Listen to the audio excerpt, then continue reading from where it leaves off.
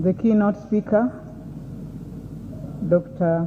Joseph Muvawala, Executive Director of the National Planning Authority,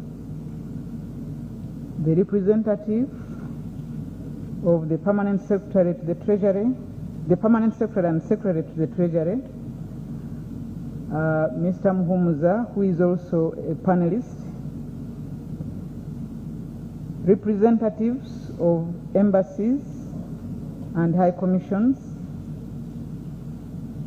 the chairperson of the National Council for Higher Education, Professor Katunguka,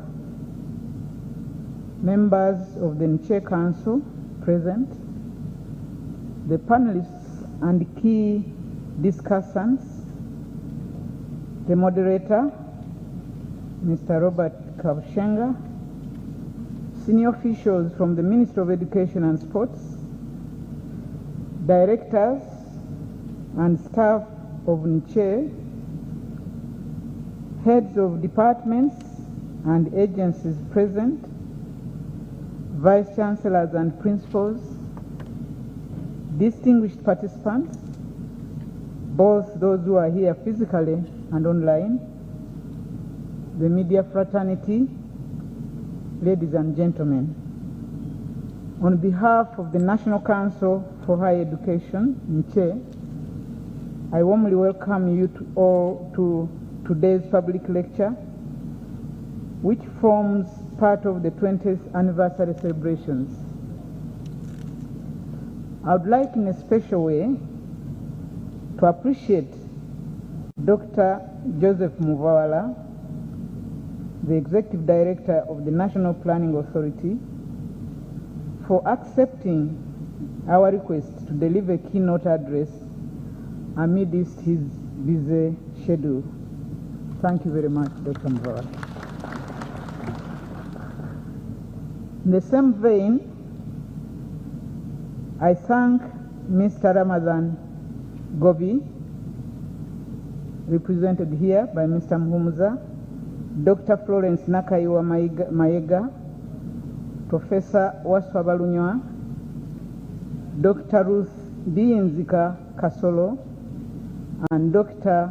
Fred Muhumuza for accepting to play the important role of panelists, and Mr. Robert Kabushenga for accepting to moderate the program of the lecture.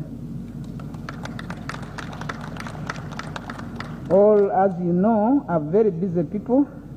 We appreciate your honoring our invitation. Thank you very much.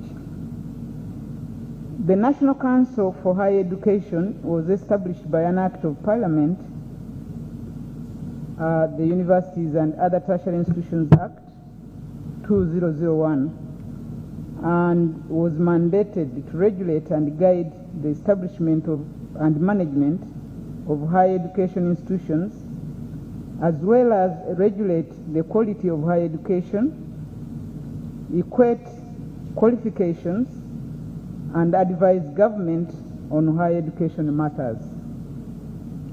It started operations in January 2003, and as such has been in existence for 20 years.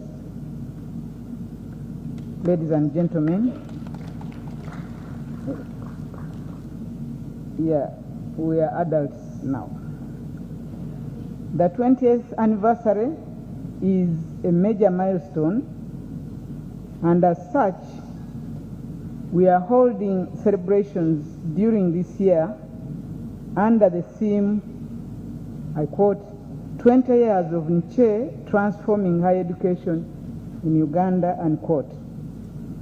The celebrations were launched by the First Lady and Minister of Education and Sports on the 9th of March this year, and the public lecture under the theme Financing of and Investment in Higher Education in Uganda is part of the continuation of the celebrations, which will culminate into a grand celebration later this year.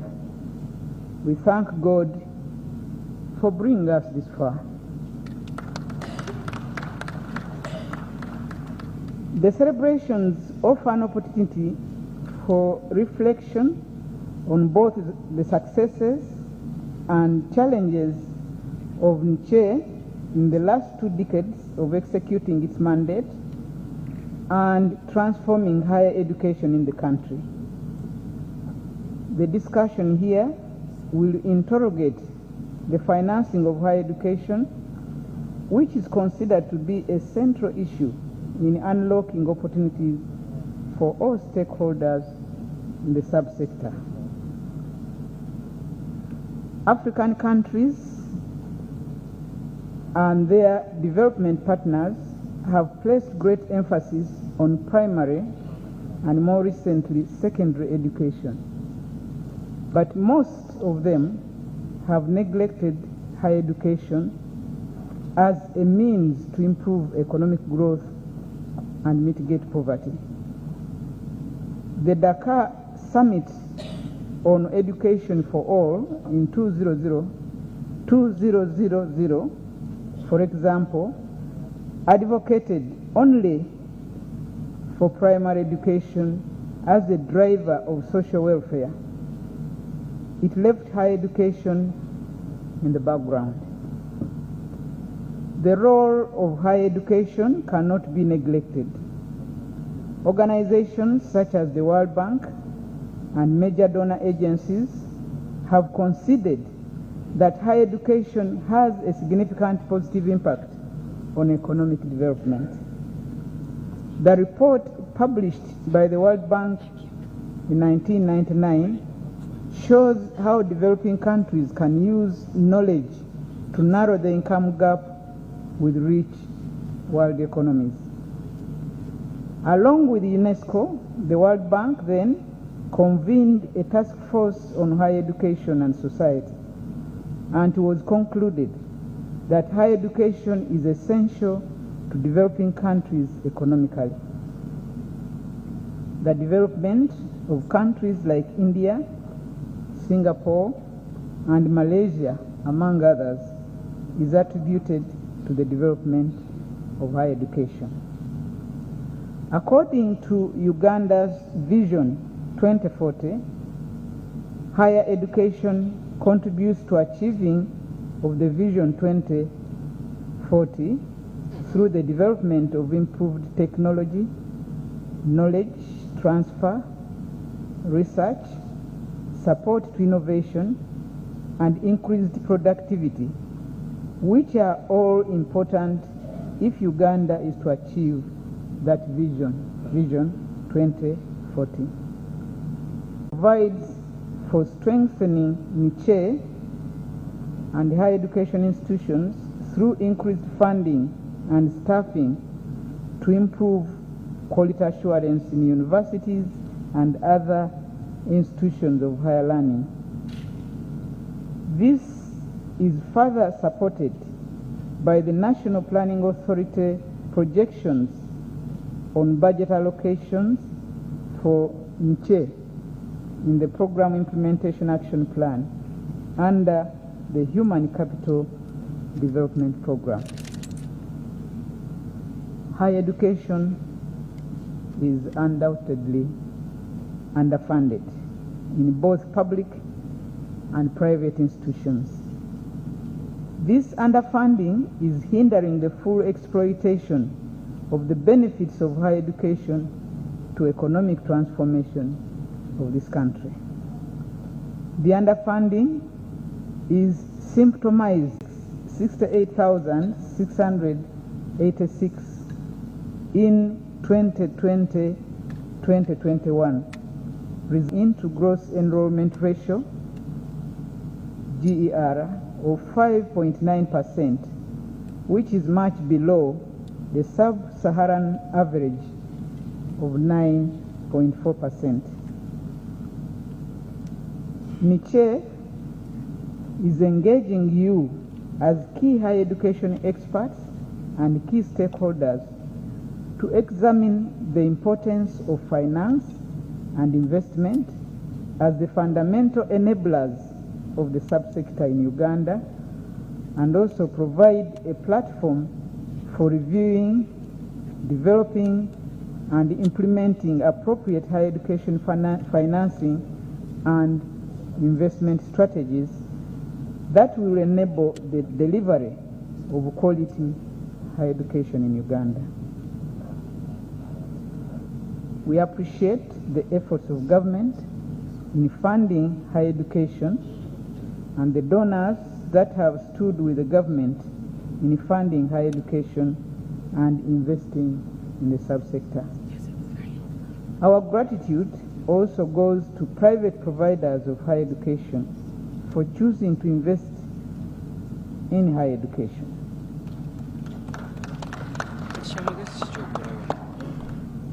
However, a lot is still needed, given the increasing demand for higher education in the country, which is being dictated by the increasing population.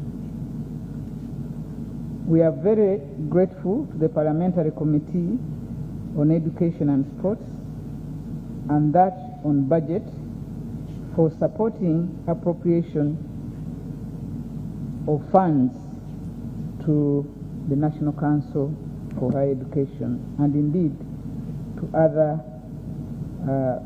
players in the higher education subsector. I'm aware that not only do they appropriate budgets to public institutions, but some private institutions have benefited. Allow me to take this opportunity to thank the Ministry of Education and Sports for the support and policy guidance given to the National Council for Higher Education always.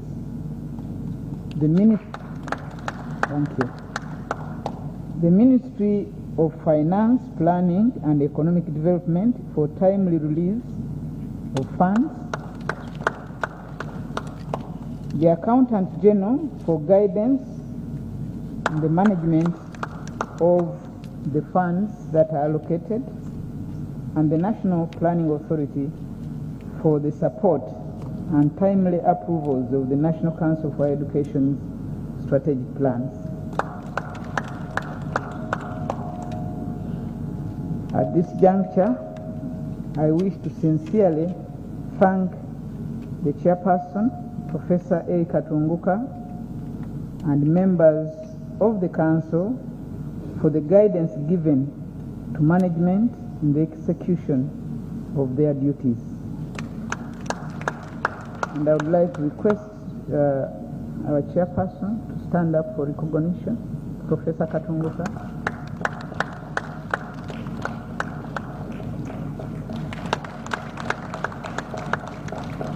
I'd also like to request the members of Council present to stand up for recognition.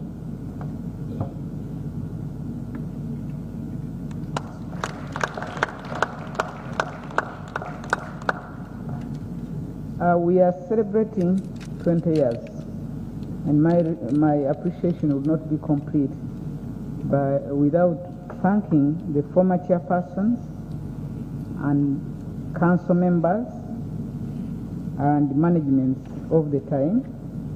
I would like to request the former former council members. I'm aware that the chairpersons may not be here, but council members, former council members who are here.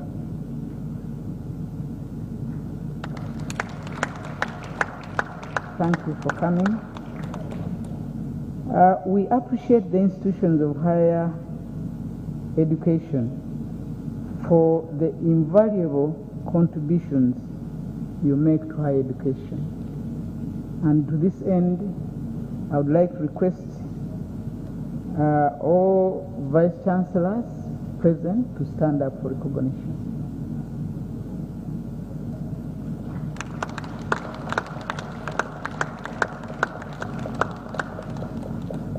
I would like to request all principals, and when I say Vice Chancellors or whoever, your representatives, if you are not here, all principals or their representatives present, please stand up for recognition.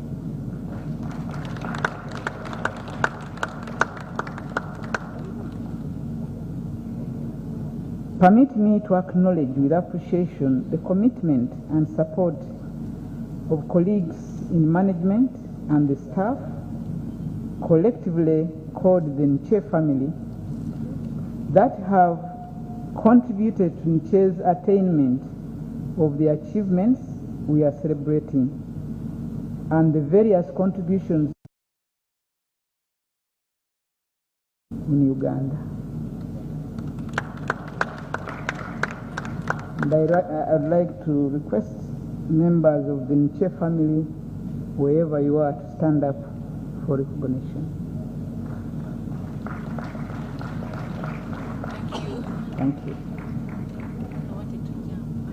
The same appreciation goes to those who have served before us. And here again, let me request all those colleagues who served at the National Council for Higher Education to stand up for recognition. Former staff, former members of management. Thank you.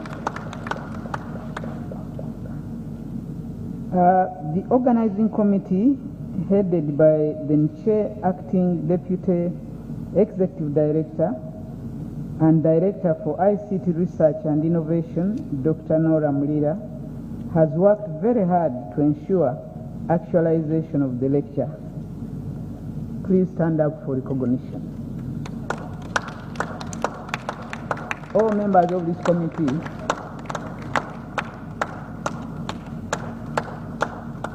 I thank you. I thank the committee for a job well done. And I thank all of you, invited guests, who have come from all walks of life and those online for gracing this public lecture. Finally, I wish to assure you all that the transformation of our society towards achieving Uganda's Vision 2040, as well as the United Nations Sustainable Development Goals. I thank you for your attention and God bless you.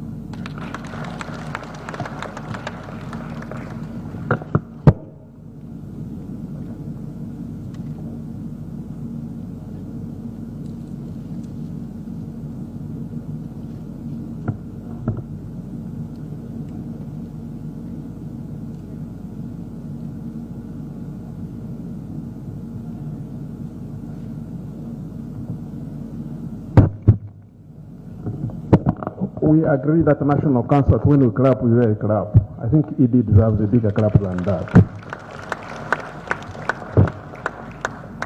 Especially after giving such a good speech after 20 years of transforming higher education. Ladies and gentlemen, tonight we have one of the speakers. If they gave you a choice, you would not invite any other person other than him. He understands the higher education, he understands the financing of it, and is none other than our own Dr. Joseph Muvawala. He's a Katikiro, and the other side is a Prime Minister. But now, I want to introduce him as a key educationist, and he completed his PhD looking specifically at the efficiency of Uganda's primary education. Dr. Joseph Muvawala is the Executive Director of the National Planning Authority. He now challenges on a number of occasions on how to strengthen the role of the planning and development in preparation for Uganda's Vision 2040.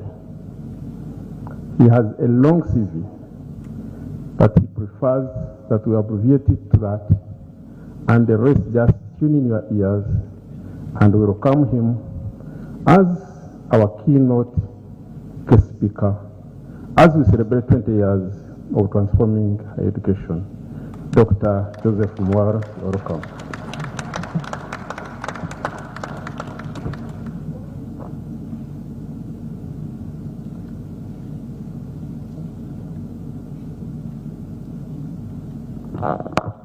Good afternoon, ladies and gentlemen.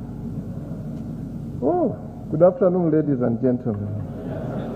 The teacher in me wants to see that you are alive. Ladies and gentlemen, first and foremost is to congratulate National Council of Higher Education for attaining these 20 years of existence. You know, in this country we have a habit of throwing away the kid with the bathwater. You start a policy, you start a good thing, and before you evaluate it, you close it down. I come from the other side where I say that we should always evaluate things before we close them down. I think those in our culture know what happened with NAD. Ladies and gentlemen, 2003, I was the economist in the Ministry of Education, principal economist, in charge of planning and budget. And Professor Kasozi had a very tough time convincing many of us that this country needed a National Council of Higher Education. Very tough time. But he taught us a lot about higher education. And I want to thank the Executive Director for thanking all the leadership past for a job well done. I recall Arthur used to come to my office for a budget, and that budget was 1 billion shillings. My mind is very fresh. 1 billion shillings. It sounded a lot of money then. Today my statements are going to contradict my thoughts then. When I came here and saw the panel, I was a little bit challenged with the seniority of this panel. Many times I go to talk and the panels they don't give me a lot of hope sometimes. This is a very serious panel, and I hope they don't challenge me a lot. I think today we are going to have a very serious discussion, given the seniority of this panel. So let me thank the organizers and the fraternity of National Council of Higher Education and other stakeholders for organizing this very important event. And I was asked to talk about financing of an investment in the higher education subsector in Uganda. I am so proud to talk about this sector, because not many of you have all your degrees from Uganda. If I asked you to put up your hands, not many of you. I don't know how many people from your first degree to PhD is Uganda.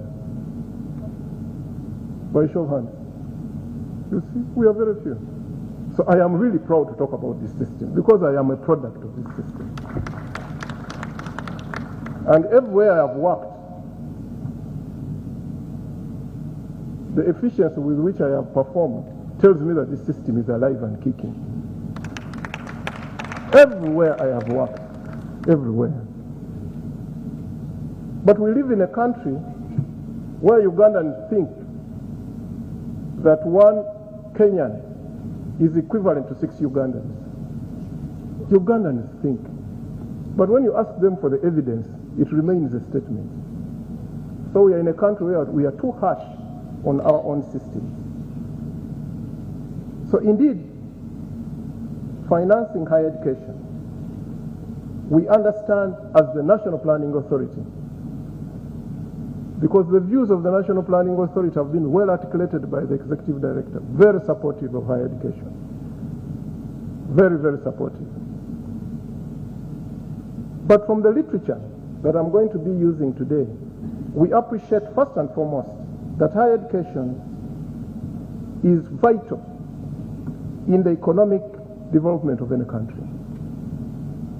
It's not that the planners, the financiers, and whatever do not understand this fact.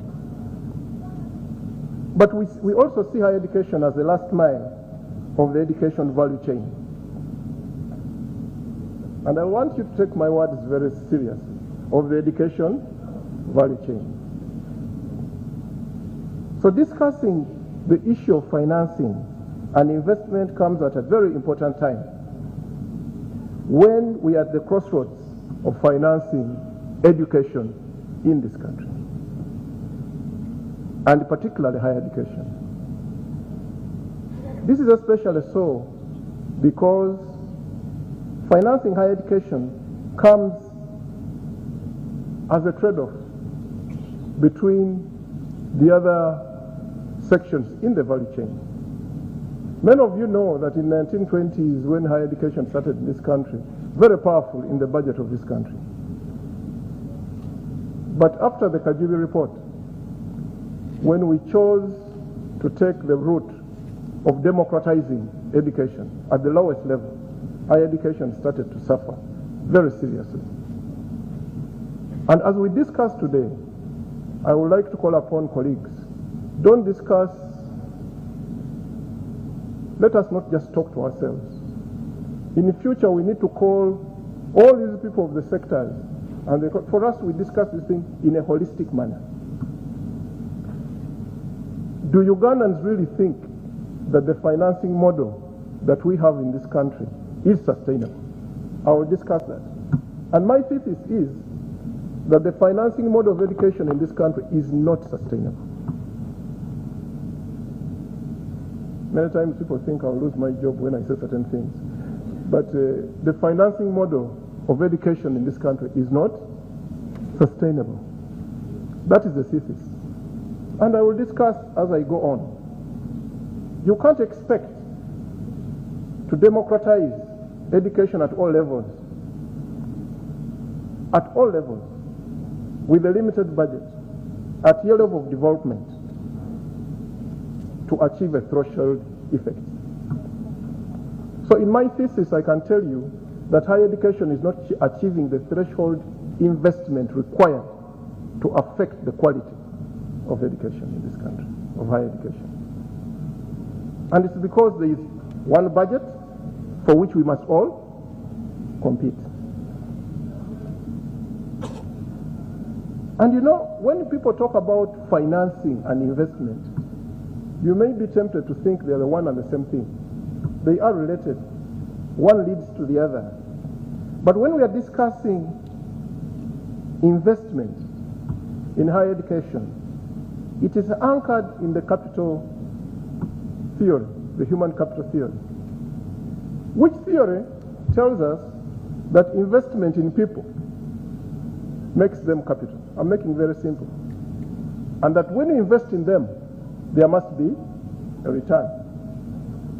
And that return is their well-being and the productivity.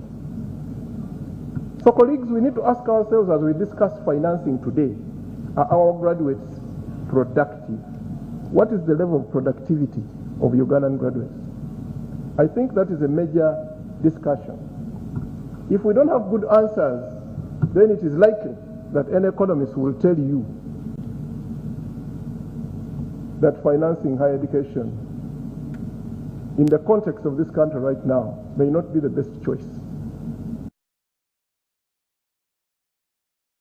Fraternity to confirm that level of productivity. And what does financing tell us? The definition of finances and all other things. Now, every time you talk about productivity and that capital theory, in simple terms, what we are saying, the return on education investment must equate the value of the lifetime earnings of an individual to the net present value of costs of the education.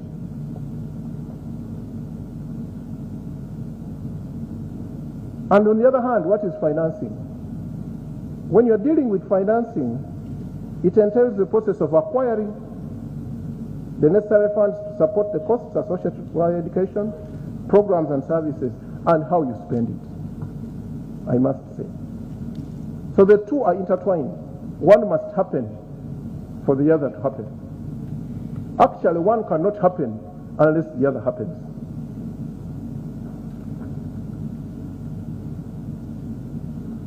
However, every time we discuss higher education and financing, we must not forget accessibility, affordability, and the quality of that education. Remember that terminology, returns. I am not going to bother you with the overall objectives of this paper because I submitted it to the executive director yesterday, and for me, this paper should be distributed even as I present. It's not, if it is there, people should have it. The people I see here are better than me in this area. So as I speak, I will even learn just by looking at some of them. So what do we know about higher education and financing in this country? First, it is defined by Act. It is very important. It is defined by Act.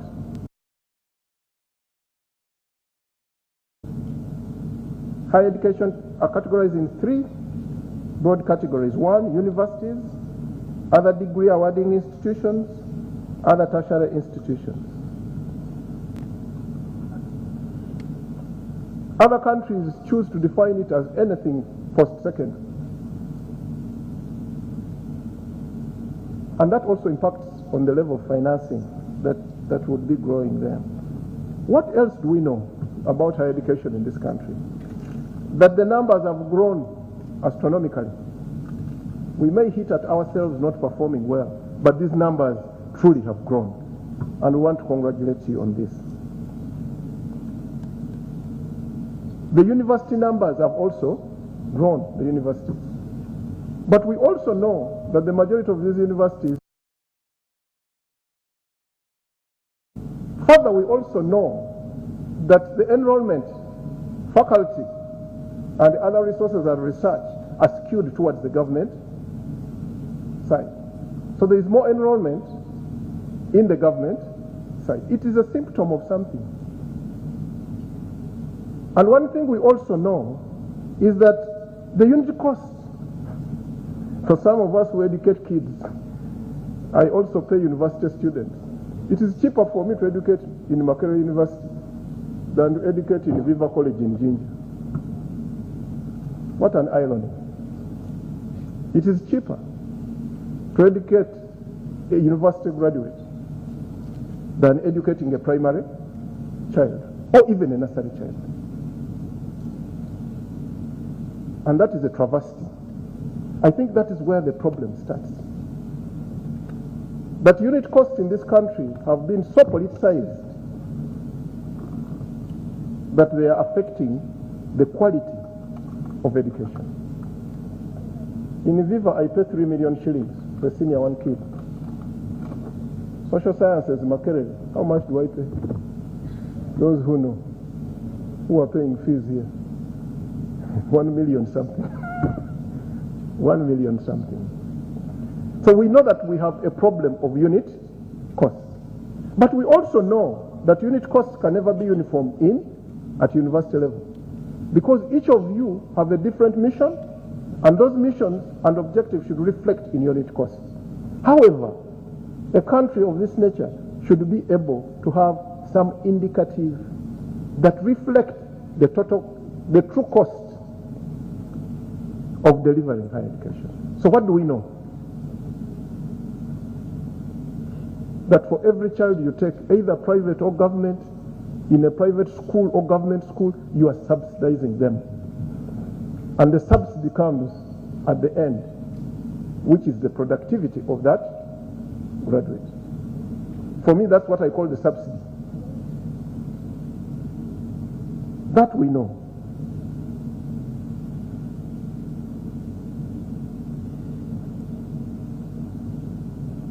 We also know that financing for higher education is not increasing at the rate at which, in your terms, it is simply increasing in nominal terms. It's not increasing. Quality assurance, both at the national level and at the institutional level, are totally grossly unfunded. And since today we were invited by the National Council of Higher Education, I had to say that. And it is very important, people. In my conclusion, I will tell you something. I don't think this system can survive at a rate at which we are financing the quality units in the universities. Actually, I am having a big problem discerning the budgets of the quality units within universities. It is possible that these units are grossly underfunded and grossly and very unpopular in universities. It must be the worst place to work in any university. Just like it should be one of the worst places to work in the National Council of Higher Education, managing such big numbers, grossly underfunded. We also know, and we have computed, that the returns to higher education in this country are positive. And this paper gives you the numbers. I have given you the earnings of a graduate, the earnings of an undergraduate, the earnings of those secondary, the earnings of others. It is positive. Now, like an academician, every time you're asked to write a paper, you must go to the theory. But I'm not going to dwell a lot in theory, but simply tell you that we understand that there is a theory for financing. And one of the most important theories that we have looked at while writing this paper is the principal-agent theory, the principal and the agent. I don't know whether universities know here that you are agents. You are not the principal. The principal are the parents, the kids, and government. But there is a major assumption in its theory which we need to pick as this country. One, the major assumption is that the agent has the capacity to deliver quality to the objective of the principal. So we need to ask ourselves, as the principal, in this case government, and the parent, given enough capacity to the universities and higher education institutions to deliver quality? I'll leave that to you. I think not. Two, do the agents understand the objectives of the principal? I have been talking to my brother here, and he was asking me whether there is a course on the coffee value chain. But coffee is the most important product in this country.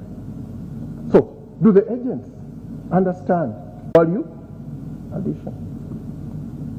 I'll leave it with you. I'll simply make these statements. So this is critical. We need to understand the principal and the agent. This thing is used more in corporate governance, but we have adopted it to education, and you can see it works. Do we understand each other?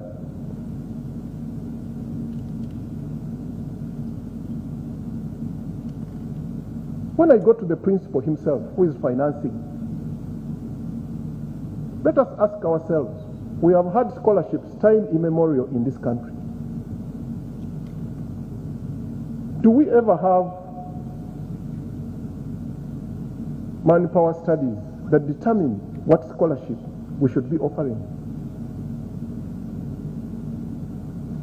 Should we continue using our scholarships, the little scholarships we are, to produce social scientists like Mugawa, when we think they are not very important in this economy? Who are those people that are important in this economy? Is it efficient for you as a financier, the principal, to spend money in areas where your economy does not need or where it is oversupplied? Do those two things meet? As the National Planning Authority, we have studied this area, and we have given you a report on the areas where the country has a shortfall. I didn't even know that there are therapists of flowers. When I started studying, I said, hey, you even need people to therapy of a flower for it to be productive. I did not know that. Those are the kind of people we need. And these lists exist. But is the scholarship system changing quickly? We send people outside the country. What kind of people are we sending out there in the limited resources that we do have? One of the other theories that we look at, which is more deadly to me, is the political the political economy, that politics and the economy determine what you people have to do. We set the priorities on the side of the politics.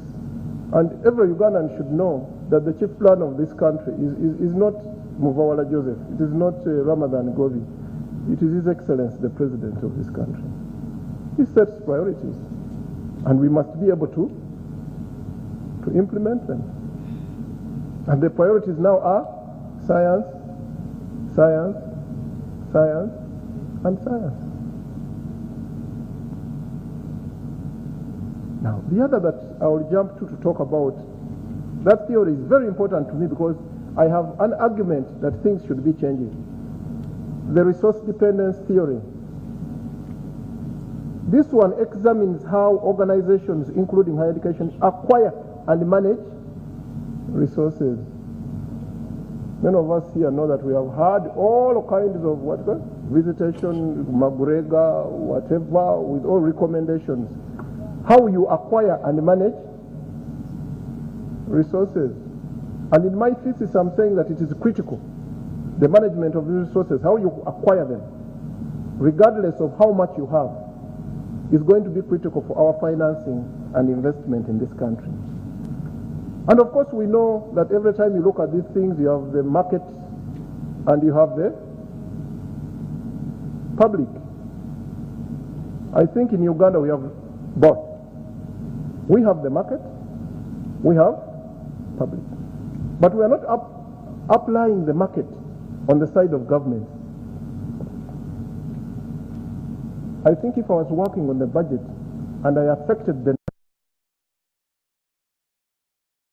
Makerere University would be in trouble. But I dare to say, colleagues, is that the most efficient way of allocating resources? Shouldn't the government scholarships follow the students wherever they want to be? Shouldn't that be the case? I find a university, I qualify, you give me my money, I take it to the university. There are no private students in this country. They are all Ugandans. So that theory for me is very intriguing, and I wanted us to reflect on it without any bias. Of course, it is a good thing to always keep things the way they are. But are those things fair? I am a product of Makerere University. I dare not criticize my university. But things have changed. Are we going to say 2,000 students to Busoga University? The one that I don't support very much. I come from there. I don't support universities just for the sake of having a public university. I am sorry, but I am also coming from that region. But you can quote me on that one. I don't. So, should we continue allocating universities for political expediency? And the day you allocate that university, it must be managed by Msoga.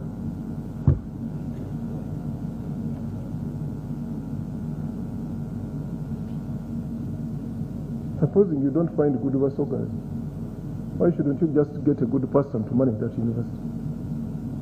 The committee must be chaired by Msoga. All these kind of things. Now, what do we learn from theory? Sometimes I tend to be controversial a little bit. But what do we learn from theory? When you read all these theories, what do we learn? One thing, first, students are potentially well-informed customers. Whether we like it or not, students are well-informed customers. They are not stupid. They vote with their legs. They will go where it makes sense for them. The story in Canada is very interesting. People don't go to university anymore as their first choice. They go to a community college. They don't. And that will happen in this country if we don't re-examine ourselves. People go to a community college because the rate at which they find a job and earn is so fast. What do we know about this country now? From the analysis we have seen, that there are very few graduate jobs in this country. And that's the bad news. And because there are very few graduate jobs, that other side of the earnings discounted becomes a challenge. So you ask yourself a question: can higher education finance itself from the returns that it makes? Apparently the answer is now no. Why? Quality of graduates. And if it cannot finance itself, it means that it's being subsidized by other sectors within the economy. And the cause of the quality of that education, which is key for financing, is because the financing in itself was very low to determine the inputs into that product that you get on the market. So these things are working together. You don't get enough finances, we cut corners.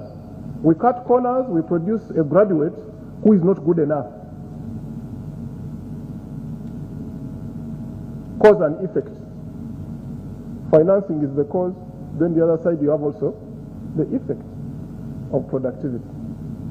And I can be challenged on all these numbers. When you read the paper, I have worked out numbers in that paper. So, what should be the norms when you are developing a financing mechanism for higher education? What are the norms? If you were to assess Uganda's financing system, what norms are you going to use, ladies and gentlemen? Number one, we must finance for equity. All the time. All qualifying applicants should have equal access to education opportunities and should not be denied higher education because of a financial or information poverty. You know, some of us are very poor with information. We don't get it. There must be equity.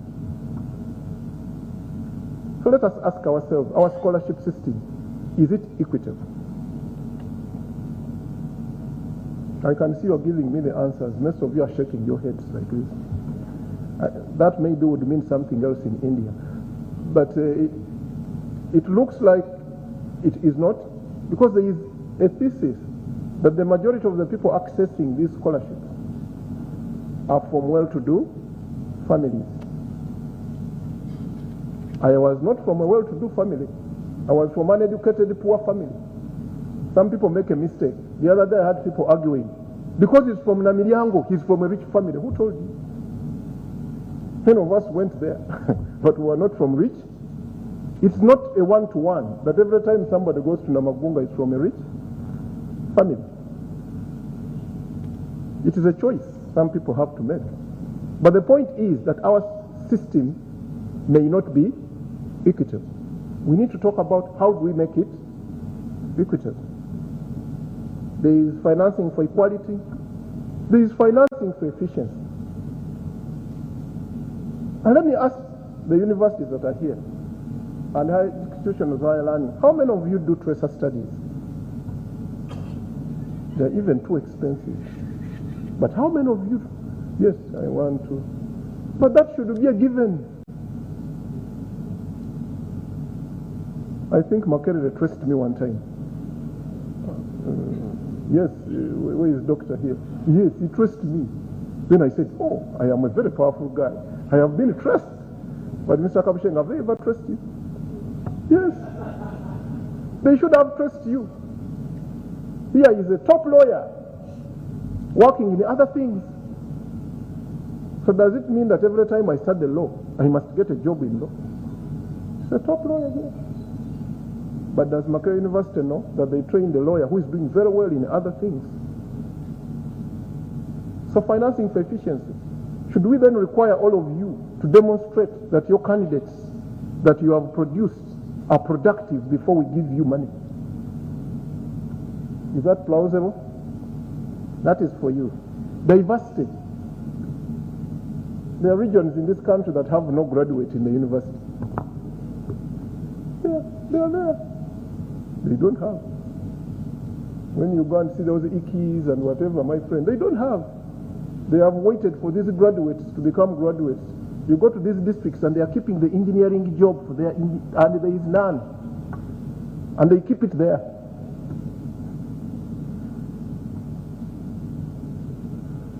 So I hope many of us have also read the Kasekende paper on returns to higher education. How many have seen it? Dr. Kasekende had a very good analysis on returns to higher education. Actually, that day we were in Makerere, I think with her. She actually told, when we were discussing whether higher education and development is a myth or a reality. And he wrote a very good paper in the area of returns. And if we see it, it would be very useful to us.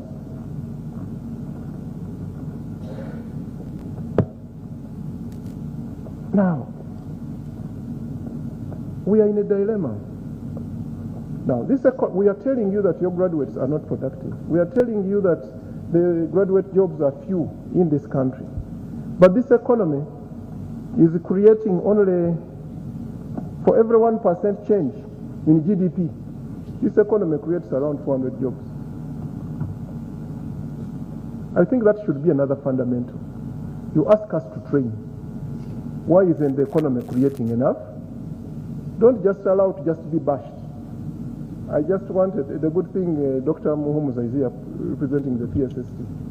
I think we also deserve to explain to the people why this economy is not creating enough jobs. Because ideally, a 1% GDP change should create 10,000 jobs, ideally.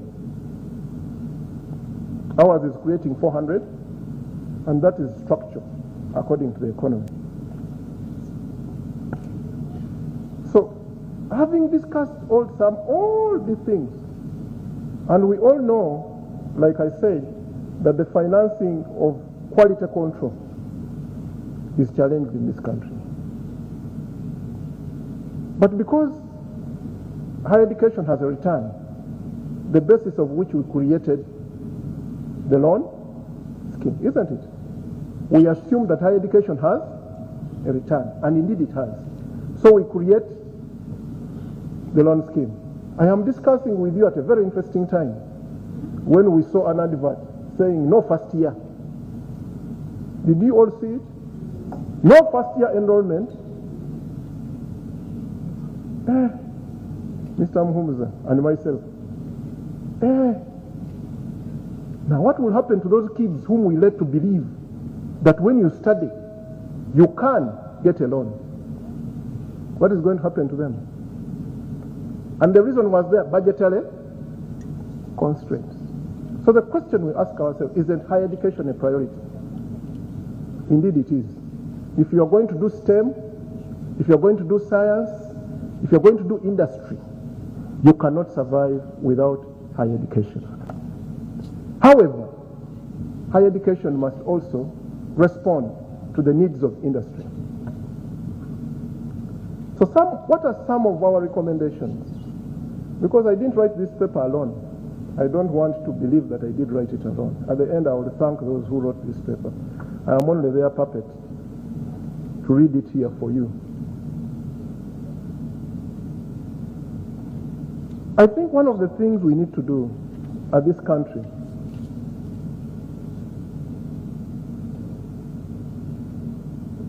and as higher education is that tuitions are not a sustainable way of financing higher education. We propose that we are now going to start thinking of other ways, endowments. When you read the paper, you can see that endowments just in America alone equates the GDP of this country. Even more. It's $800 billion in endowments. We also think there is something that is not happening well with the donations to these universities, the alumni. How many of us here are alumni of Makerere University? By show of hands. And how many of you have contributed to Makerere University? How many of you even know when the meeting of the alumni is happening, or even the voting? We only see your president is X. Say, hey, how did it happen? You mean all of us here cannot spend 200,000 and we give it to our mother university? And are we few? I can give $1 million and even more. But how are universities utilizing us as alumni? How transparent are the alumni organizations in these universities? When we give our money, what do you use it for? Because these kids on graduation contribute to alumni, isn't it? But you never know how much money is in that coat. Can't we think of a way of thinking beyond tuition? Growing endowments. That when we invest, with endowments, when you invest, you only eat the interest. Don't dare touch the principal. How many of us are running endowments? I have seen Makerere trying, Professor Isari and others. I don't know how we are progressing. But it's so surprising that Busoga College is running an endowment. A secondary school is running an endowment. On the 28th, we are contributing to expanding the endowment of Namiriango College. You know, I went to all the best schools in this country. Where are the endowments? I have been involved in some meetings where you sit and a document comes about a professor and you see how the students fight to protect their professor. You touch Dr. Dumba, I'll go with you. Because you impact on our lives. Universities impact on our lives. I am what I am because of Makerere University. I wouldn't have worked for the African Development Bank and be this proud man I am without that university degree. What are we doing with endowments? Can we think around endowments? Can we think around donations? Of course, donations also have a problem. When we give you our money, there is no free lunch. Some of you think when I give you lunch, it is for free. Sometimes I want to talk to you and listen to what you have to tell me. There is no free lunch in this world. But should that be the problem? So we propose that kindly, as we look at government resourcing, which is so constrained, tuition, which is a big problem, it has even been politicized. We don't want to touch these unit rates. And in fact, for us, we say, let government behave like a parent. There is too much regulation of tuition in this country. We need government to behave like a parent. I never go to Viva to determine the rate. It is 3 million. If I cannot afford, I go to another school. Not every Ugandan studies there. I think for us we propose that these unit rates, the work that my sister worked on when she was still a very young, when we were together in university then, on unit costs, needs to be supported very much. Let us understand what is the unit cost of delivering a doctor. In whatever university campus it is, we will come to an average anyway. They are all indicative. And let government provide that resource and put their hands off the university. I wonder why we continue sitting down to talk about strikes of lecturers. Let us become parents, pay unit costs, let university lecturers pay themselves however much they want, depending on how much income they bring into their universities. Why should we be sitting and determining your professor this much, this one this much, the other one this much? I think that's the only job I'm not competent to do, a professor. I have not published enough. So I think there is something here we need to send a message. My brother Muhumuza, this is an area we need to look at. Is it sustainable to continue providing wage to universities? And I have looked at the numbers. Over 60% of all your budgets is wage. Over 60%. Professor Katunguka, I went to the office the other day, I said, but my senior, how do you manage these things? Because if all the money you're getting goes to, how about the production process of that student? Are we saying that the production process of a student is 68% the lecturer, no other facilities. Development, 5%. These days I walk in Makerere University. It is the only safe place to walk in this town. Thank you, National Planner. There are no walking whatever on these things. So I walk in Makerere University. You go and look at Lumumba. For God's sake, I wish we had taken pictures and we put it here. But can this university afford to repair that Lumumba thing? But we are also asking you as universities to internally become a little bit efficient. Cut down certain things. Why should the university run a hall of residences? Is that your core mandate? Running halls of residences? Yes. Other universities have said, but for us, we are stuck running Lumumba, living. The other time I went to Livingston, the cleanest hall where I live. I wouldn't live there now. That's the reason I even failed to live in Katanga, because I was living in Livingston as a student. So what can we cut down on some of those things? We are over-managing things that are not core to our mandate. We think we should also tax as a country for education. How many of us have read the BitVet Act? The BitVet Act provides for a levy. Why should you be giving me? I can tell you in this country, I'm the one employing the best graduates from Makerere University Economics. The best graduates. CGPA 4.9. African Consortium. The best on the African continent.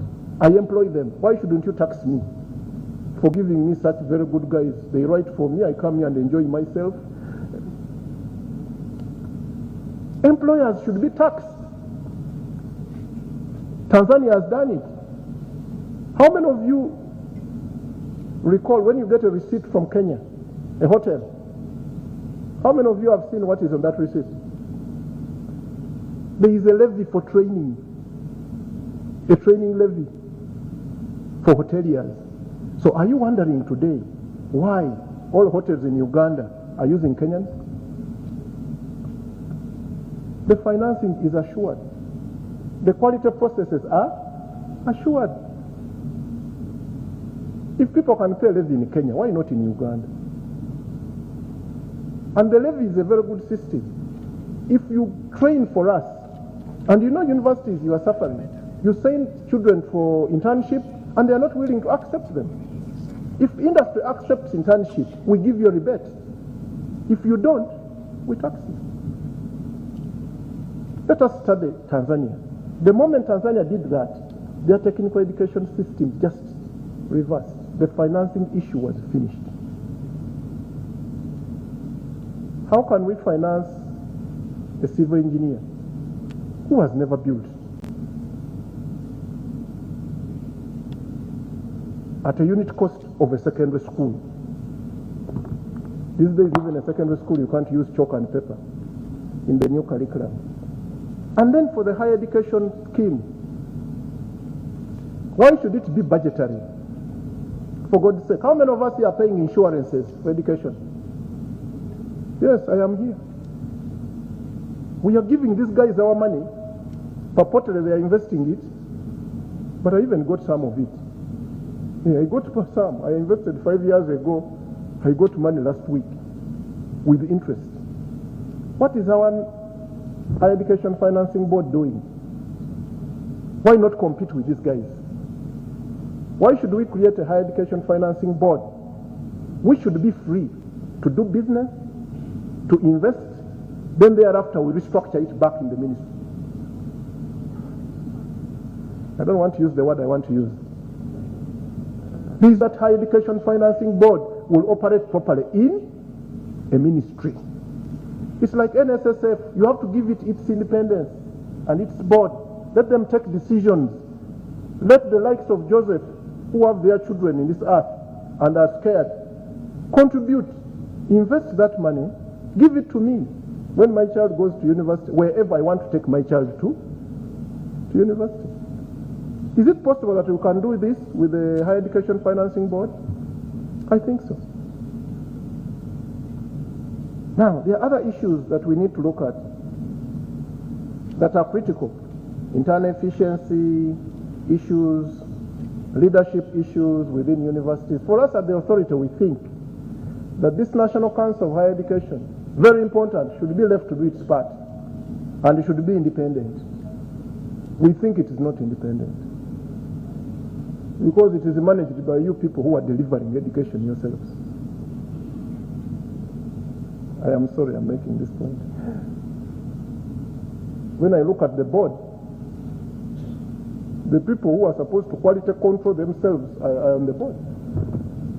And what do you expect me to do when I sit on that board? Can we leave this unit alone? Can we leave them to do their work? Can they cane us? You may think this is not a financing issue. It's a serious financing issue, because it may compromise the returns to higher education. So we think, discuss these things. They are very hard things to discuss, ladies and gentlemen. But we think we should leave this inch free to cane all of us who are delivering education.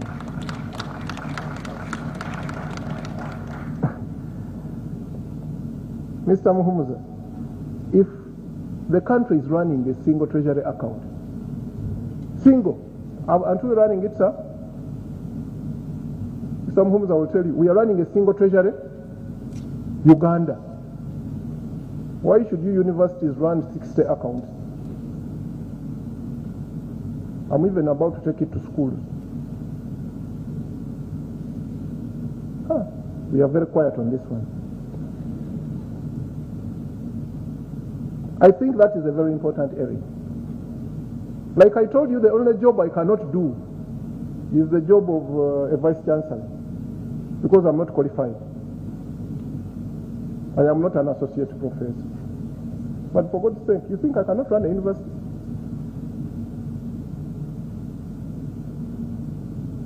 If we are industrializing and we see universities as the industry of knowledge, isn't it? We see the university in the market.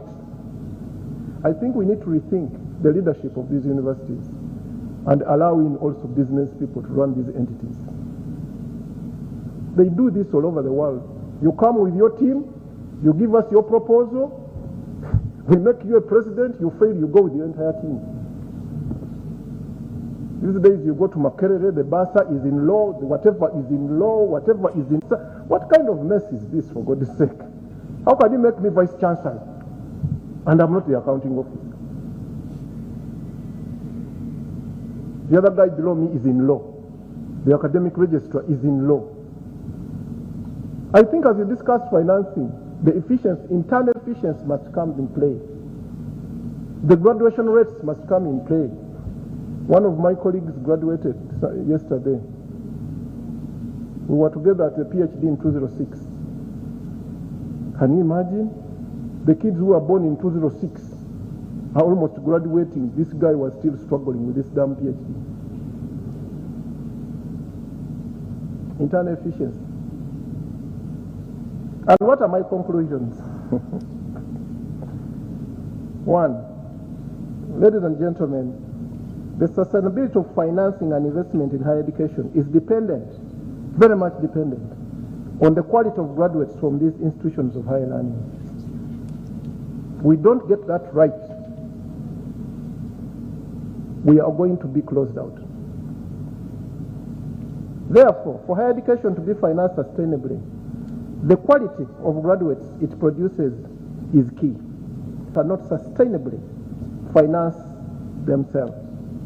As a result, higher education is being subsidized from other sectors. I dare to say that the financing model for education in this country is not sustainable.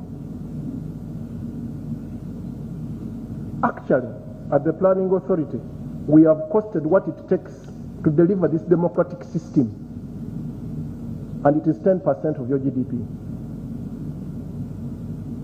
You want free primary education? You want free secondary? Now you're talking free technical, You are talking free teacher education, you are talking free higher education, 10% of GDP, give it to the higher education, to education, and you'll be able to deliver it.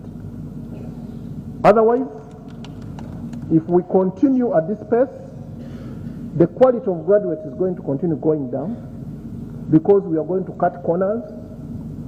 We are forcing even the private. Every time Makerere keeps low fees, you know there is a dominant effect. Private colleges cannot charge very high fees, and therefore they begin to cherry pick and to cut corners to survive.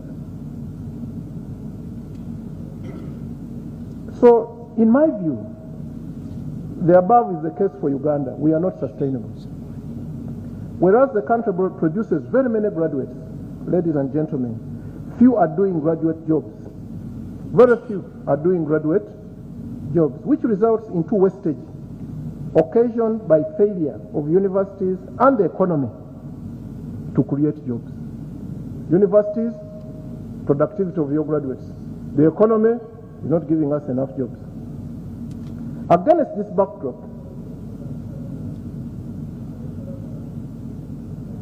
I can confidently say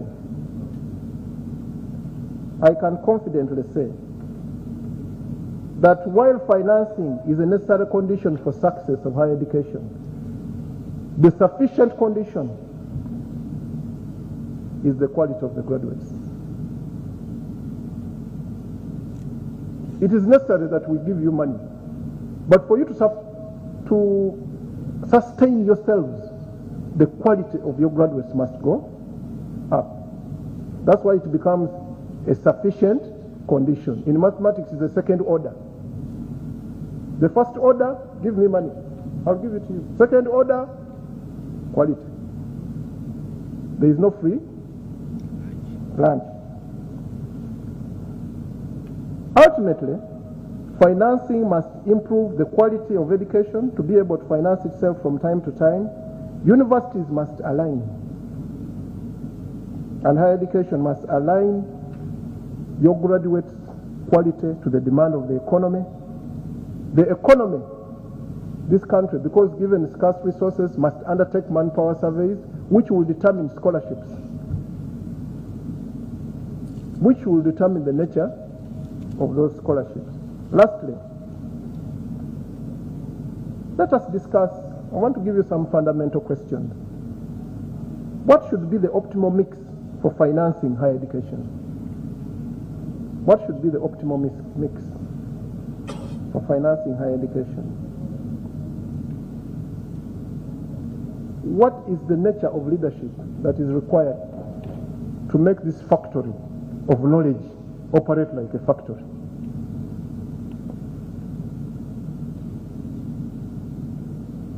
What is the threshold financing required to make the National Council of Higher Education an independent entity?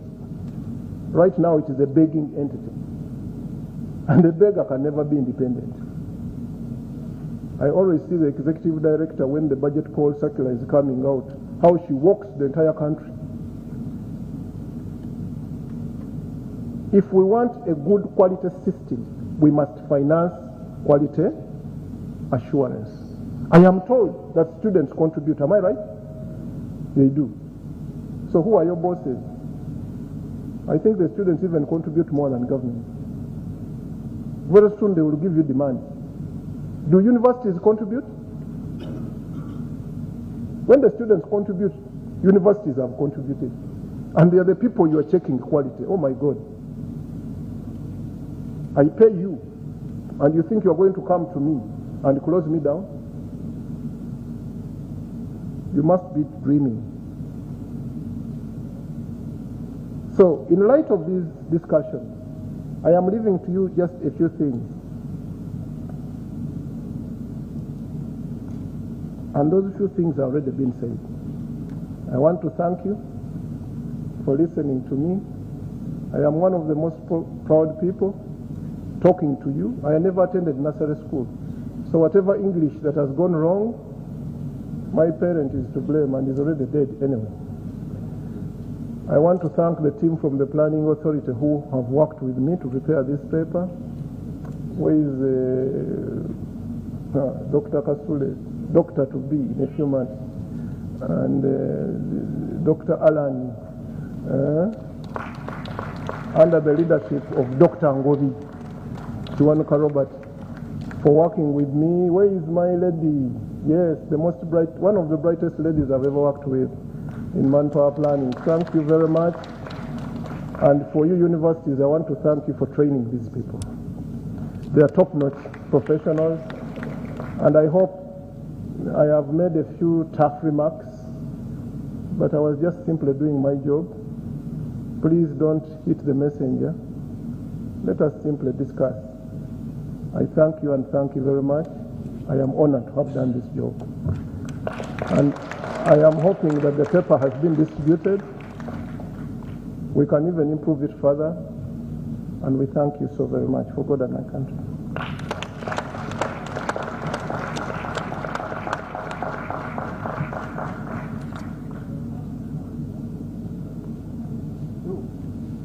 I'm still on the roasting thing. No, this is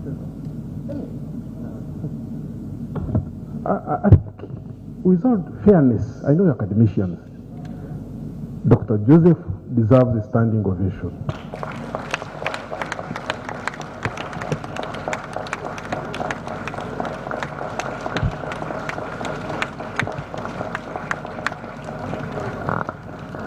In my 20 years at the National Council, we have not had a candid discussion the way we have done. I know someone will be able to do it better. Thank you, thank you. We are going to another part, but before that, allow me to introduce some key people so that our budget can remain up there. Can I recognize Commissioner Brighton Wargohari, Commissioner Education, Policy, Analyst and Research? You're most welcome. Timothy Sejoba, Acting Commissioner TVET.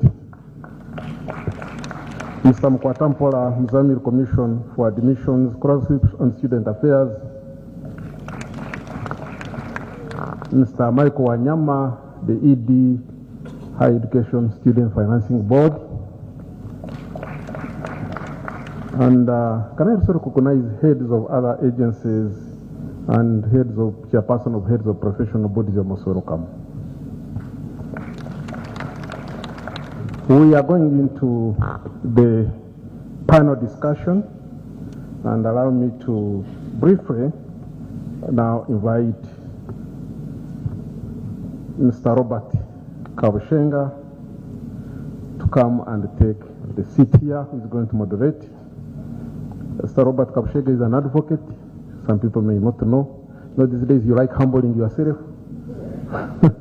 And he's also the advocate of the High Court.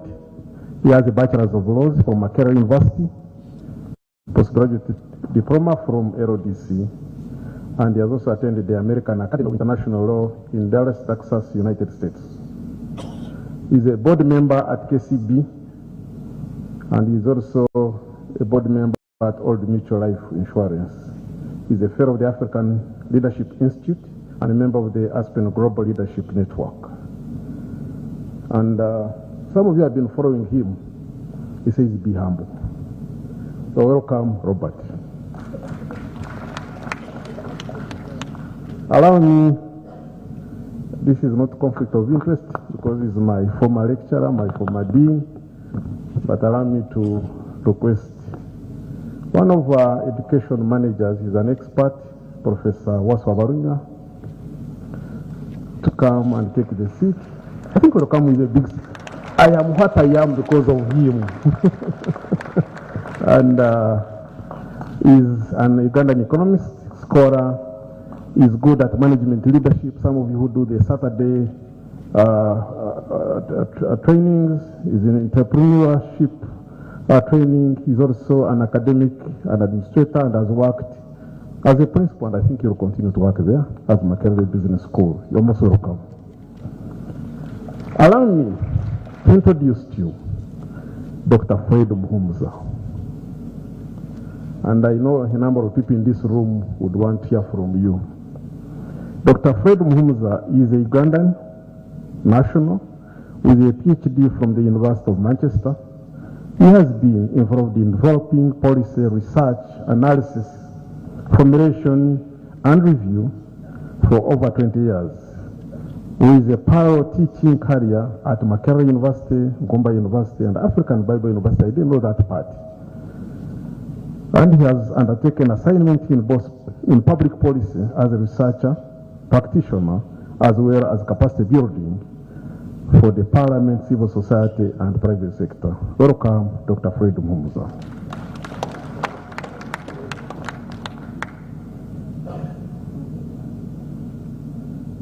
Allow me to introduce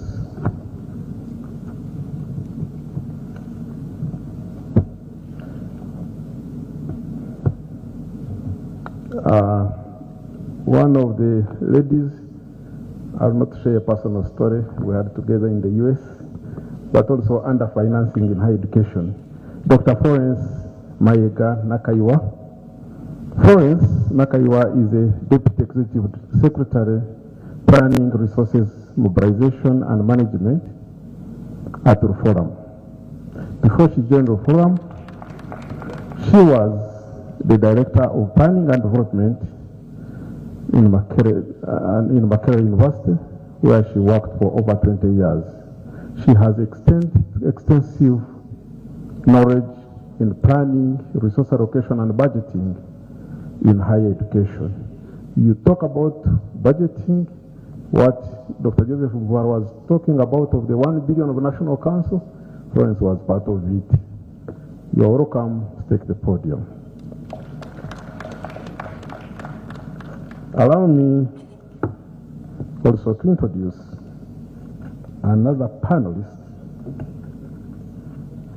Dr. Ruth Bienzika Kasoro. Some of you who listen to KFM, you know her views. But for today, she's a project director at the Private Sector Foundation, Uganda. It's a World Bank funded project. She's a project director looking at interventions in skills and governance.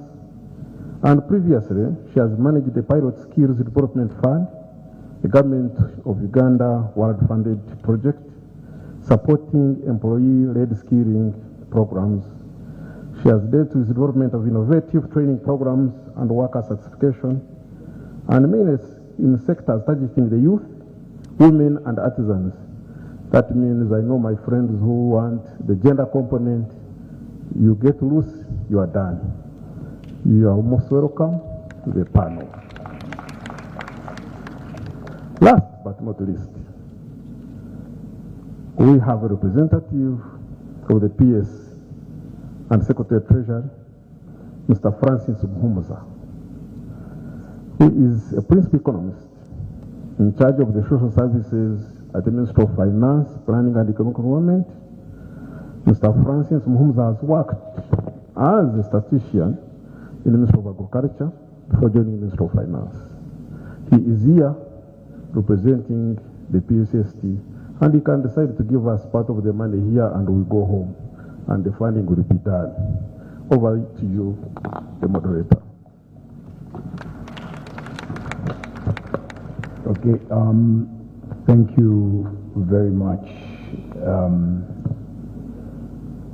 Muguzi, thank you very much. Ladies and gentlemen, I'm going to start with a disclaimer. I am the only person here who doesn't have a title for a prefix. So I am going to warn you early. I am going to borrow a disclaimer from a public official who recently said, "How do you expect me to supervise PhDs?" So please bear with me. I don't know how you expect me to ask PhDs. Maybe Francis Muhumuza, we are a bit together, but you also have a PhD? Masters, okay. You're still above me. Me, I have only 1 degree. Please bear with me if my questions are a bit of a disaster. That will be because of my shortcomings. Before I dive into the conversation, Joseph, Baroni and Joseph were at university at the same time. And the man confused me and involved me in politics. I didn't realize he was studying harder than I did, so he went off to do a PhD, and for reasons known, I couldn't even qualify for a master's. Those who know how I left Makerere. But you said something about alumni and as a source of funding. I'm going to use my presence here because Sembatia brought me here. So I'm going to use my presence here to actually advertise a specific person. There is a young man called Peter Kisada. I don't know if anybody knows. Peter Kisada is an energetic character, so if you deal with him, he's a handful. Peter Kisada is only 29, but what Peter Kisada is doing is very interesting for you universities, and if you need his contact, I am happy to give it to you. He's started a business, a startup, tech-based, digital-based, where he is reaching out to alumni of schools and raise funding from them for the benefit of their schools. So, since you don't have the skills, and I know you don't have the skills to reach out to these people, look for Kisada, Peter, and he will do it for you. He will obviously levy a commission, which is fine. It's the money you didn't have anyway, and he will get you this money, especially those of you with big alumni communities. I know that PK is doing an incredible job and is getting funded by interesting investors who are looking at his business. So it's just that nobody has been giving him audience. When he comes to make appointments, your personal assistants chase him away. Waswa, your people chased him away. So please arrange to see Kisada. That said, I want to go straight to the questions. And Ruth, I really actually want to start with you. Before Joseph went up to give his keynote, one of the things I said to him was that there is a structural problem with higher education, because the demand that's driving higher education is parents and students, and the government is responding to them politically because they are voters, and therefore creating all sorts of opportunities to deal with that political problem. But you've been working with employers as the private sector foundation. Shouldn't our higher education be driven, the demand, shouldn't it be driven by the needs of entrepreneurs, industrialists, or whoever it is that requires skills to create value? And shouldn't that then be the source of funding? And if so, how?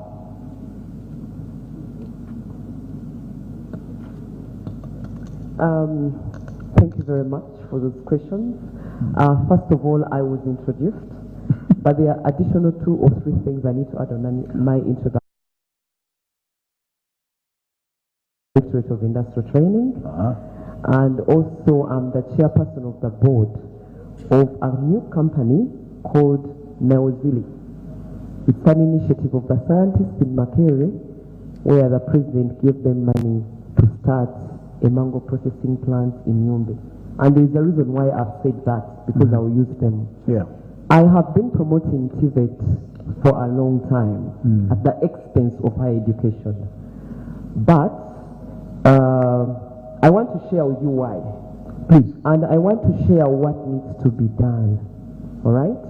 I think in the presentation, there was an issue of how many jobs are created. Now, a number of people in the industry, any company you go in, we need more people down than up. And what happens, the people that we need up, these are people that have deep higher education, but probably must be able to manage, to think, because you have a technician. He doesn't have time to do a report. He doesn't have time to do strategy. He doesn't have time to think.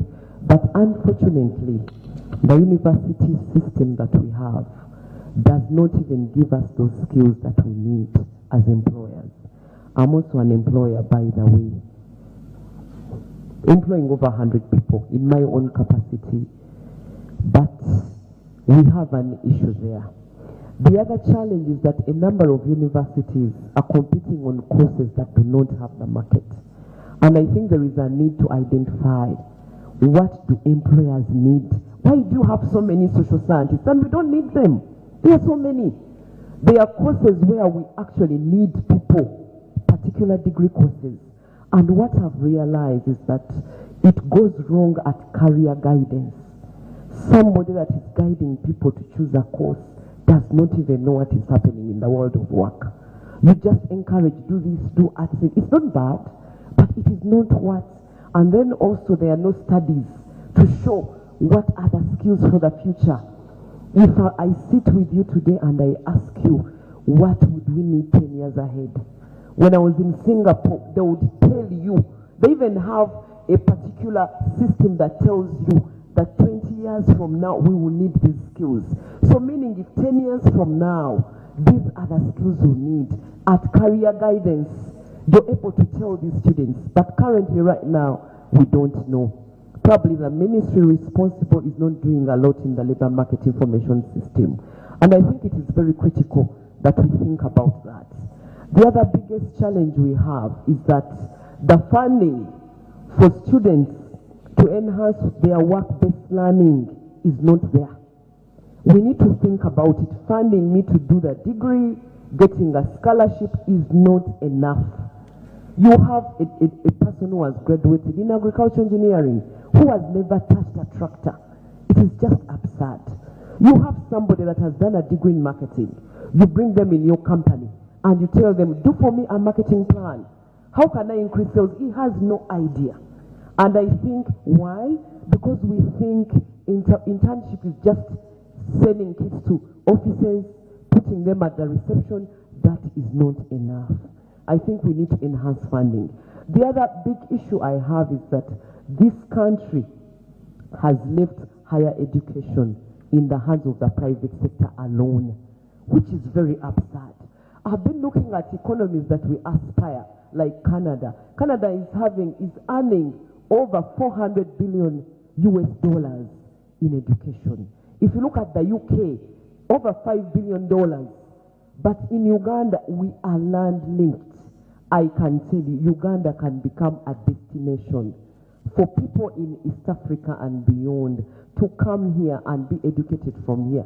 The income we are getting from coffee, we can actually get even a lot more from education if we are able to have right financing structures. I am telling you, it is very, very possible because you broke off. I am telling you, because you know when I looked at some of these countries like UK earning over billions of dollars, Japan, New Zealand, it is because they also invest. In Uganda, they don't invest. You get it? Not only for higher education, even other areas. And I think we need to do a little bit more. We don't have a lot of PPPs in education.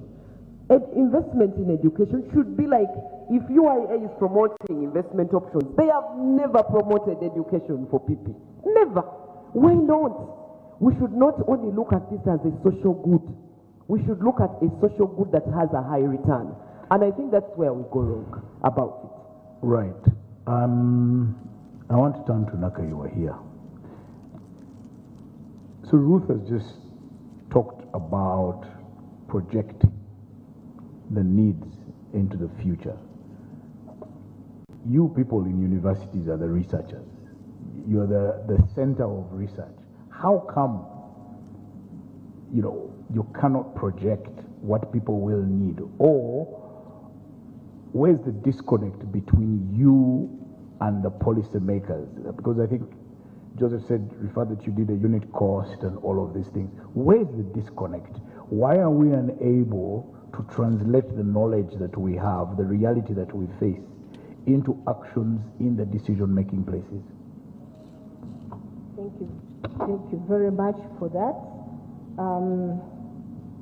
I think also of knowledge generation and understanding, because higher education is supposed to be not just for skills, it's supposed to be the engine for the country, the engine for economy, where innovations come from.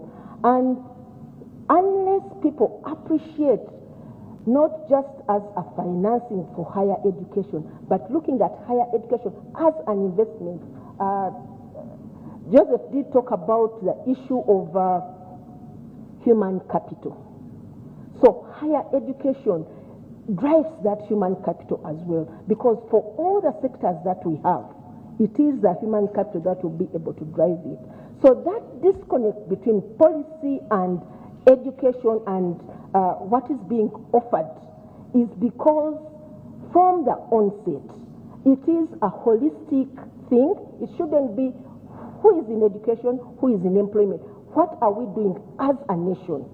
And when we have the policy, the research outputs that we have, why should it be on the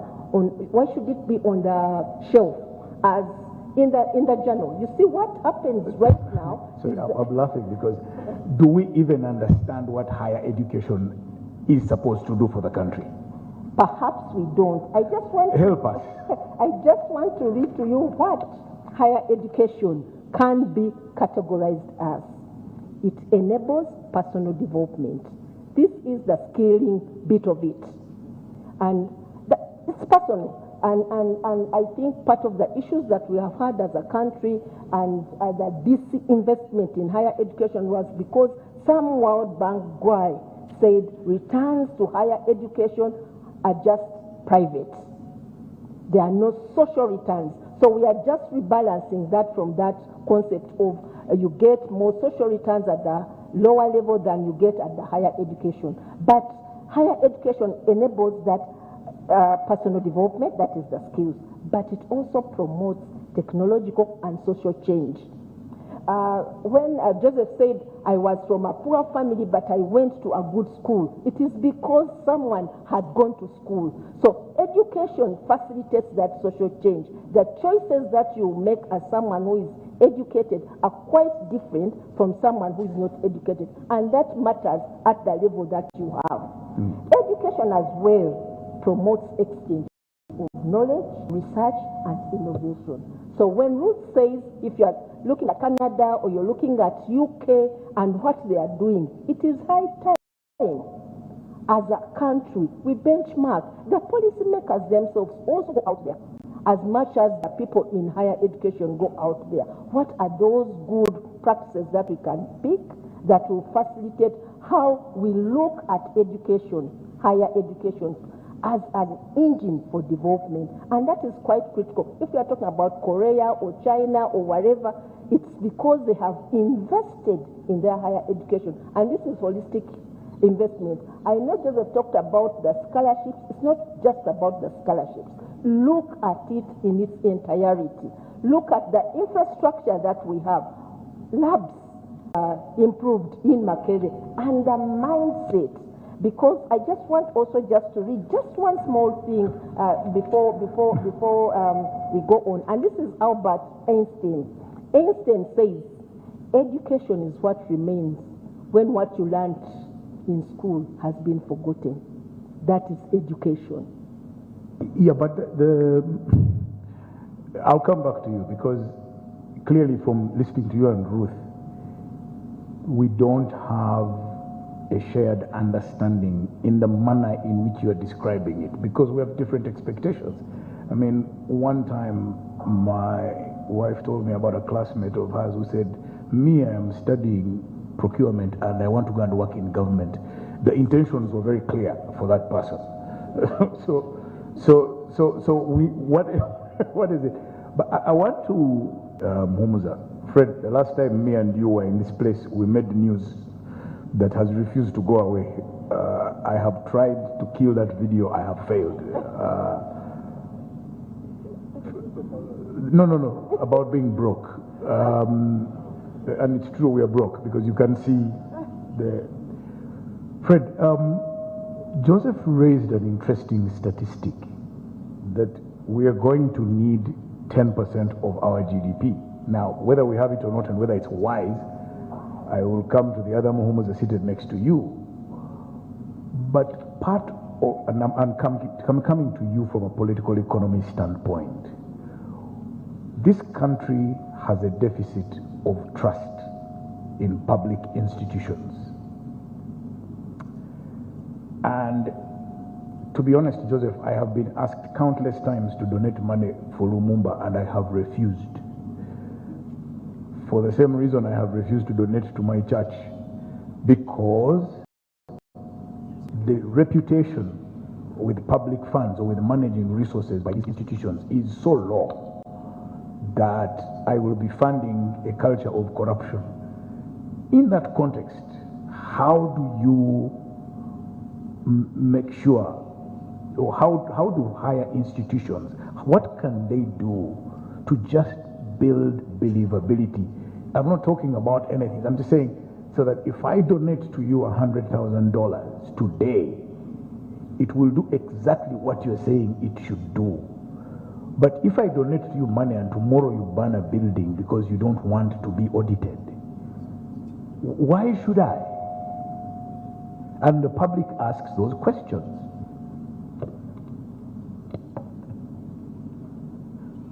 Thank you. You have almost answered the question you've asked me, because also you gave us Kasada. Now, why should I give my money to Kasada as alumni? You remember you started there. But you're raising a very fundamental question, and I think Joseph here highlights it: return to investment. Whatever contribution I make to an institution, as an economist, I'm looking at a return, and doesn't have to be a financial return. And that's why some people get it wrong. They think we're always looking for a financial return. It could just be, I'm happy finally my Livingstone Hall has been fixed. That's what I'm looking for. And as a Livingstonian, I want to see that. So the return to investment is one of the things the higher institutions of learning must understand. What are you giving back to the community? That's what higher education is about. I could have begun by asking how many of us here know the names of the scientists behind the COVID vaccine?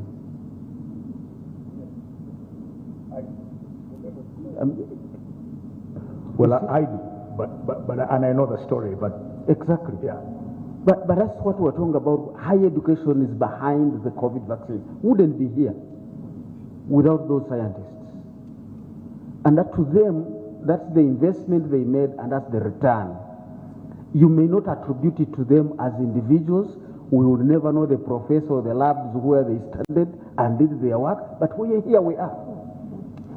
So where is higher education in impacting the things that matter to the people?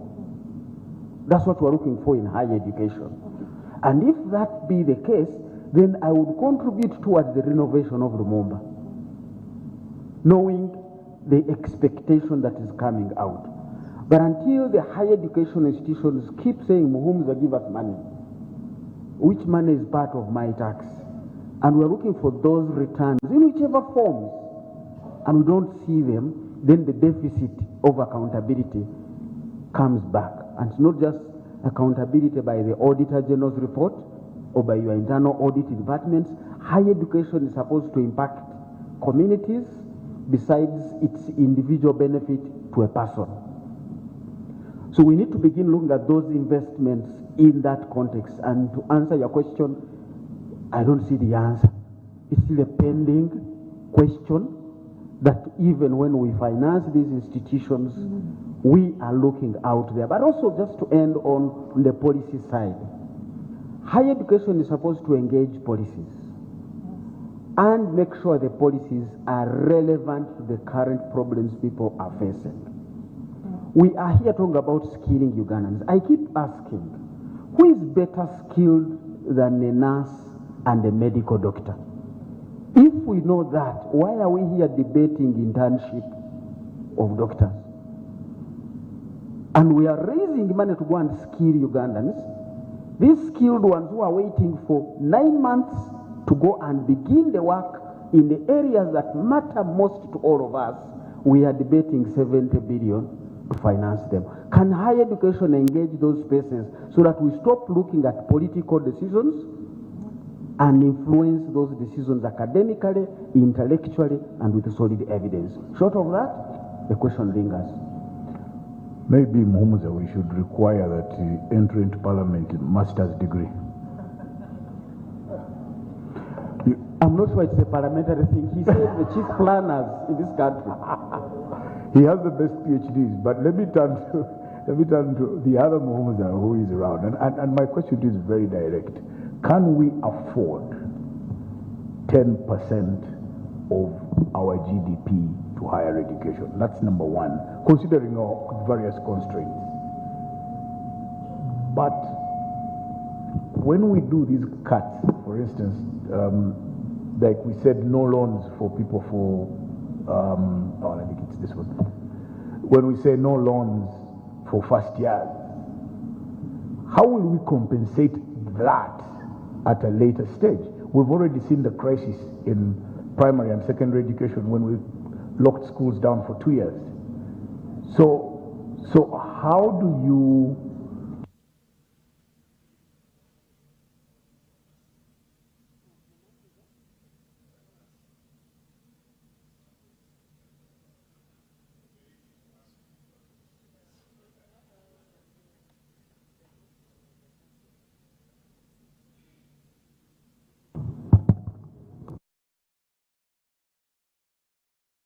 the sabotage has stopped? So you Thank you. So allow me to come to you chronologically.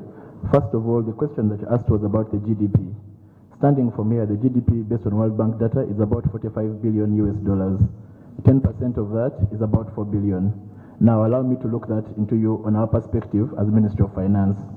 First of all, we have just started the new financial year by a budget of 52 trillion, of which that 33 trillion is to be shared among the 21 programs. My friend here, Mr. Muvawala, and NPA came up with a very robust program approach to budgeting, and that you see there are 21 programs which share 33 trillion. Now I'm going to break that to you. Where I'm standing and the people I'm addressing sit under the Human Capital Development Program. In the budget year for 23-24, they have a budget of 9.6 trillion. That is going to the Human Capital Development Program, of which there you'll find Ministry of Health and other, what we call agencies of that. However, to make that better and to go it down to the people I'm addressing today as National Council of Higher Education is very interesting. Of the budget of 9.6 trillion, that is 18.2% of the national budget. But from that, the money going to universities, who are the apex of higher education in this country, is 1.01 trillion, which is 11% of the 9.6 trillion. However, of that 1.01 trillion, this is the breakdown of the money I'll give you. 582 billion is going to paying wages, which was raised by Mr. Muvawala. Are we paying wages? Are we paying wages to bring out our graduates, or are we competing to other things? Of that 57%, then we have 37% going to non-wage recurrent. These are day-to-day activities. Then the development, which caters to laboratories and all, is at 5%. So I think you can look at Mr. Mvala's paper was really hitting the nail home. Now, back to the issue of when you said cuts and repurposing. Cuts when we are budgeting, we don't call them cuts. Mr. Mvala is aware we call them repurposing of the budget. This comes about. We shall accept it.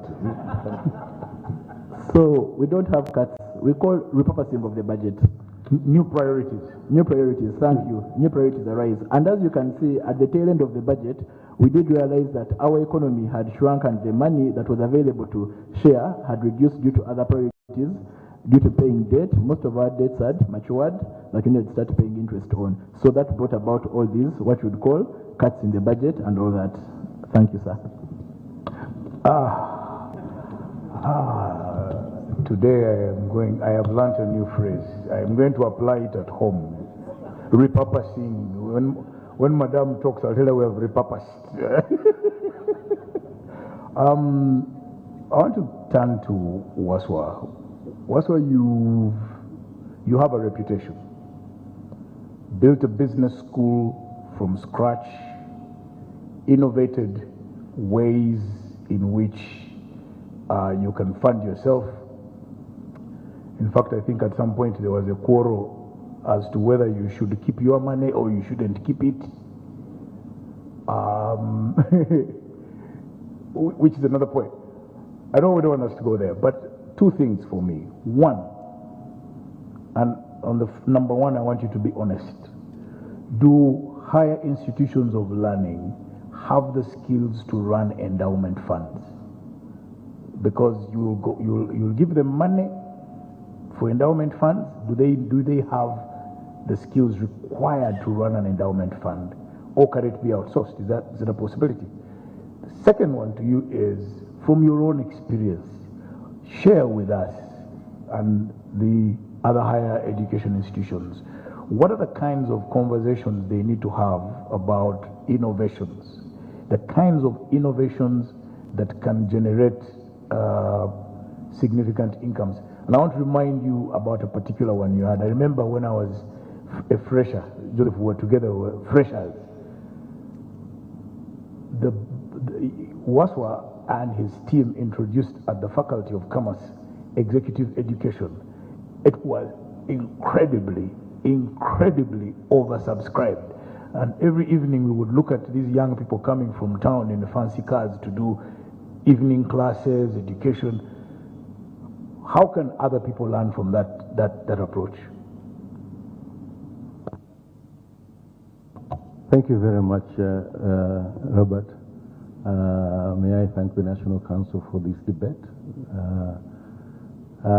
First of all, can the universities manage the endowment funds? I think the financial sector has the players. There are numerous players. If you have money today, the hedge funds exist, so they don't really have to do a lot. They are managing the retirement benefit funds, so I think all you need to do is have the policies, investment policies in place, and it's fixed. Two, I must say that what you're saying is very right. I made personally my fortune out of short-term programs. By 1998, I was not a rich man, but I was a wealthy man.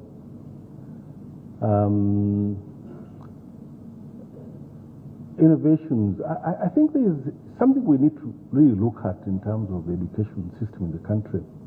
I'll digress a bit. We are looking at financing of higher education, financing and investment.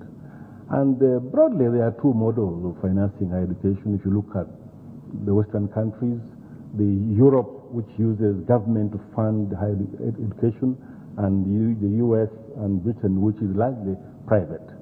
Now, in this country, we imposed private system on the government system, because we started this in Makerere in the early 1990s. Government made it a policy.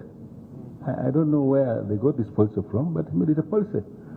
So we have a policy where our government has money, it funds universities, but has also accepted the private scheme. Really, there should have been some thinking on it, I believe, to see what we need to do. I had a small conversation with some people in the Busoga region. Why aren't we having enough Basoga in universities? And interestingly, they said,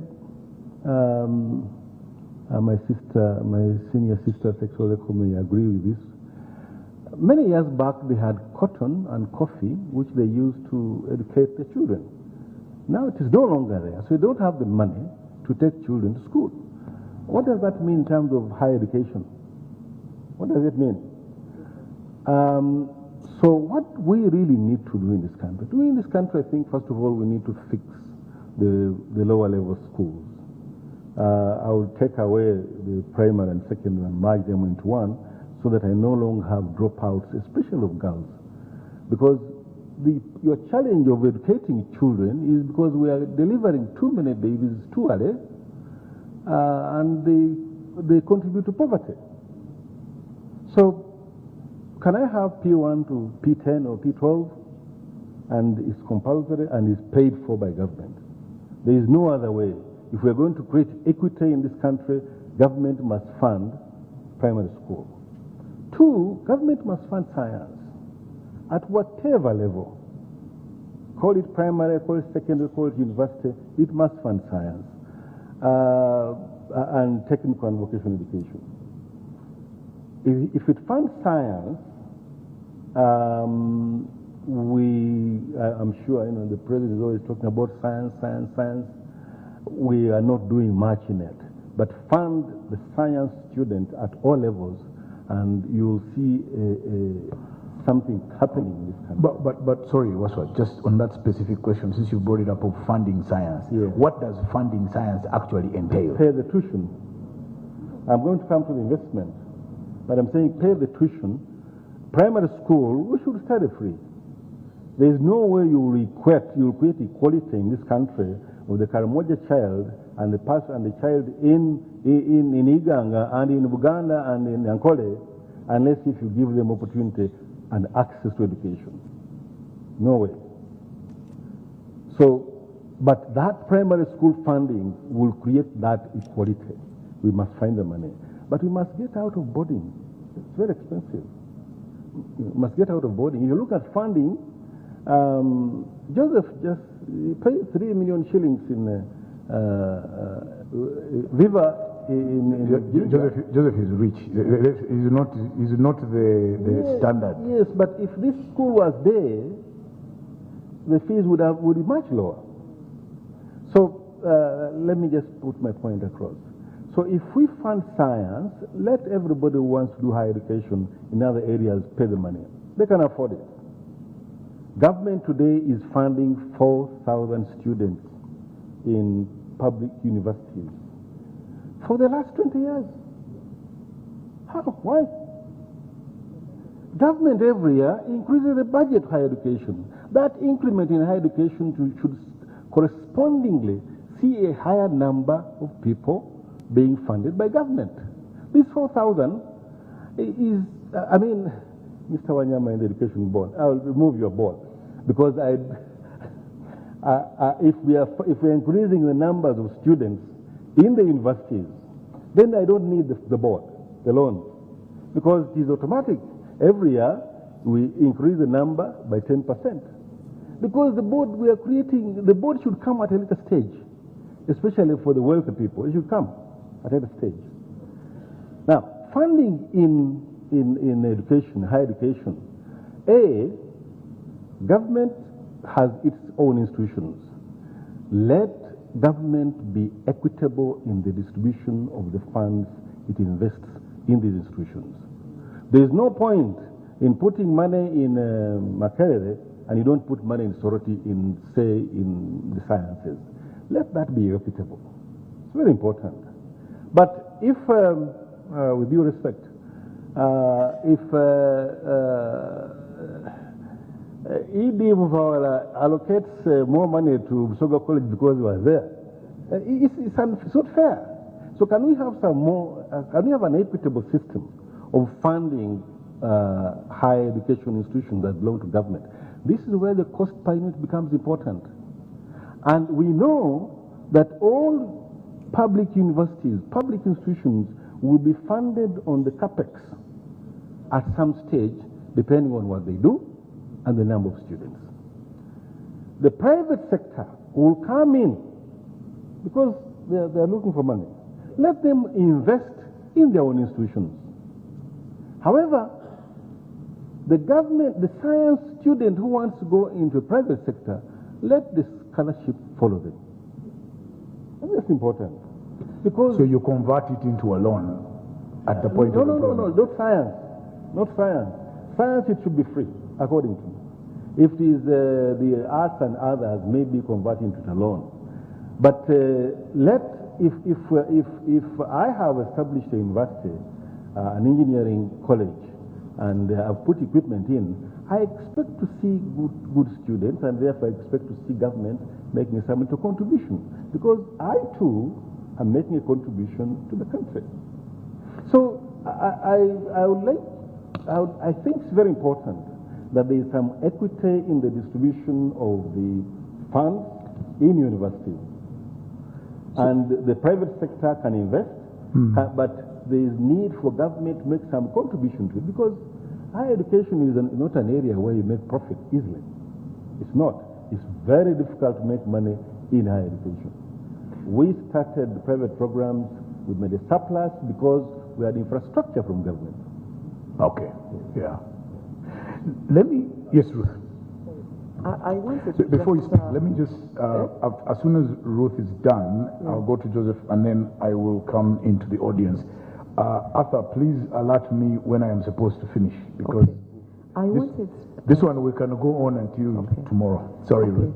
I wanted to say that if government could increase money for research, innovation, and operationalizing, let me tell you, and I want to say something positive. I have visited several universities here. I have been to Sitema University, and what I saw was amazing. I went to Muni University. I don't know where the vice chancellor is, in ICT. They had a lot of interesting things. I went to Gulu. They had innovations in cassava. I went to Nkozi, innovations in biotechnology. Mbarara, very interesting. And recently I was invited to Makerere in the School of Agriculture. These young people were graduating. They had so many interesting things, and all of them were struggling with operationalization. Either they had done the research, they have the idea, and some of these young students were just wanting capital 5 million. The jobs are not there. But these people in universities, some of them have already, the scientists, they have the ideas. They are also scientists, like in Makerere, as I told you, because I wanted to say this story.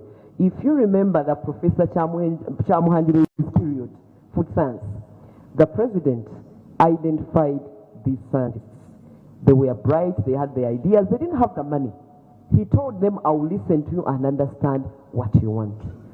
They told the president that we can think through a technology to make sure that mangoes, these small mangoes that are called kagogwa, okay, that they can be used for pulp. Because a number of factories you see here, Coca-Cola, Reham, all of them, they just import pulp.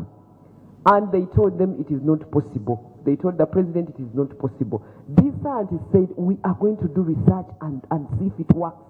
The president was positive. He gave them money for research. They came up with something, a model, temporarily, truck that went to those villages in Yumbe, collected the mangoes, and it worked. Then the president directed the Minister of Finance to allocate money, 20 billion for a factory. Right now, the factory has been installed. The scientists bought the land. The land where the factory is, the 22 scientists bought the land. They got the farmers, mango farmers in the area, Aringa Cooperative, they are partners. Government is also a partner in this. Surprisingly, the beauty about it is that government is not even the largest shareholder. It has allowed the scientists to talk over this business. And this is what I wanted to talk about. An idea, a business led by scientists. These scientists can do things, but there are no mechanisms to fund research, innovation, and operationalization. And I think that for me, I can tell you, any parent will pay for their girl or son in a university that has good research that can be cost to use. All of us are excited about COVIDX. And then you go ahead to find out who is Ogwang. By the way, I worked with Ogwang as an intern at our pharmacy. By the time it even closed, he was our pharmacist. He was an intern. He was an intern at, it was called Malcolm X before. Just near Equatorial. He was our intern. Ogwang. And for me, some of these things I'm telling you, and when you go back to Mbara, there's a lot of research being done. So for me, I'm saying work is being done in higher education, in sciences, and I want to applaud you. But the funding is so limited. How I wish the Minister of Finance, as you allocate, take the president's vision. The president is the only single person in this country that has pushed investment in higher education with priority to sciences, which is critical. Yes, also. Yeah, you really, I think, I must say, you stole my idea, but it's okay with that. I was saying, as part of funding, you asked about innovations. Government should fund private universities in terms of their research agenda, and I agree with that. Now, there is a very big problem in the country. The university lecturer in public institutions gets 7 million shillings. The one in private is, I think, 2 million shillings. We are going to kill these private universities. This is something to think about, maybe from, not that they should pay their salaries, but can we fund research across the board? That's what I wanted to say. What you were saying about mindset change, my frustration actually, and I was hoping I didn't have to give a view at all, is that we approach universities with a trade union mentality. workers on the other side, so-called workers, are picketing for more money, and we never quite go into what Joseph was talking about in terms of funding. I have two quick things for Muhumuza and Joe as well, because he's been sitting there quietly thinking you're going to get away with it. There are examples from other places that have been very successful. So for instance, I know in Germany and in America, the location of universities is adjacent to business. So high-tech engineering universities in the US are in the Silicon Valley. Why? Because the money people are there. In Germany, in Bavaria, and so on. So and many of these examples can be given. Why is it that we allocate universities based on political demands? So Muhumuza, and you, our people of Kanungu, insist that they want a university. And we give it to them because we want votes. And what is it teaching? Divinity. Really? I am not sure. Then NCHE, they twist them. Give our people a license because they must. But who in Muni has the money to invest in the research that these people are doing? No one. So that's the first thing I want to put to you. Should we reconsider the location? Secondly, and this is specific to you, Muhumuza, can we consider affirmative action where government contracts are given to businesses because they invest in creating job opportunities for local people? And I'm going to use it for an example. The US government gives money to Elon Musk, not because they think he's going to return it, but they know that Elon Musk is creating. So the mechanism by which you create budgetary interventions, you give money to Abubakar Technical, you invest in sugar canes in the north, I don't know what. Can we be very specific in the way we say, okay, we're going to give all road contracts to Kavshenga and Muhumuza contractors because they specifically put money in a university X? Is that too much to ask? Because that's how other people fund universities. You give a company that then Hewlett Packard that then, or Xerox that then hires university students. So I'll start with this Muhumuza on that one, then that Muhumuza, then back to you, Joe, before I go into the audience. Affirmative action. Give government contracts to local entrepreneurs, and one of the conditions is you either create jobs or you put money into universities, like for research and so on, or you specifically employ. Because how much money, for instance, have we spent on constructing dams? Did we have engineers? Yeah, I think you've really emphasized the point that is being raised, that give universities money for research. Research for what? You want to be solving a problem, as we said earlier. And rightly as you put it, Bezos one time said, I have $100 million to invest in cities in the US. So the cities had to bid where he should go and put his money. New York won. Even others had given him free land, free buildings. The reason New York won is because of the presence of universities. He said, I'm an IT company. Whenever I have a problem, I want to throw it to those universities and they get back to me with an answer. So we must link the government budget. Most people still will ask Muhumuza, why can't you give 10%? Why aren't you funding us? I wish he had the money. With wages, as we have read through the detailed budget, with wages already eating everything, debt management taking 40% of the national budget, security, we have a war budget, by the way. We have thousands of troops in the Congo. They are not funded by the UN. Let's come back to higher education. The man's budget is hardly there. So the scientists must present a case. Yes. Clear case to say this is how we intend to increase drought-resistant varieties, and Naro has tried to do some of these things on their own, and we have not helped them to transition their science. We are looking for drought-resistant varieties because the country is water-stressed. Irrigation won't be the answer. You are looking for faster maturing, pest-resistant. Can scientists present such kinds of cases? As I said earlier on, the COVID guys had their papers of what they wanted to do human trials, and nobody was funding them. When COVID came, everybody said, guys, where are you now? Money flowed into that space. So money will flow where there is a promise of a return. But I want to just sort of tweak the question for you, Momuza, then I will come back. But the very specific issue is, you know the monies that come into this country. One of the debates that I have been involved in is money funding innovations, which are scattered. Every organization has an innovation fund, like almost a CSR box ticking exercise. We know there is money for skilling in every donor is. Why don't you just consolidate all these monies and say, we think innovation takes place in universities of this nature. All of you who are purporting to bring money for innovation and disbursing it through implementing agencies, I love that phrase. Why can't universities be implementing agencies of these, consolidated innovation funds? Why are we allowing everybody to walk in with give a hand? But what the efficient disbursement of this money? You have lots of little funds that are not making impact.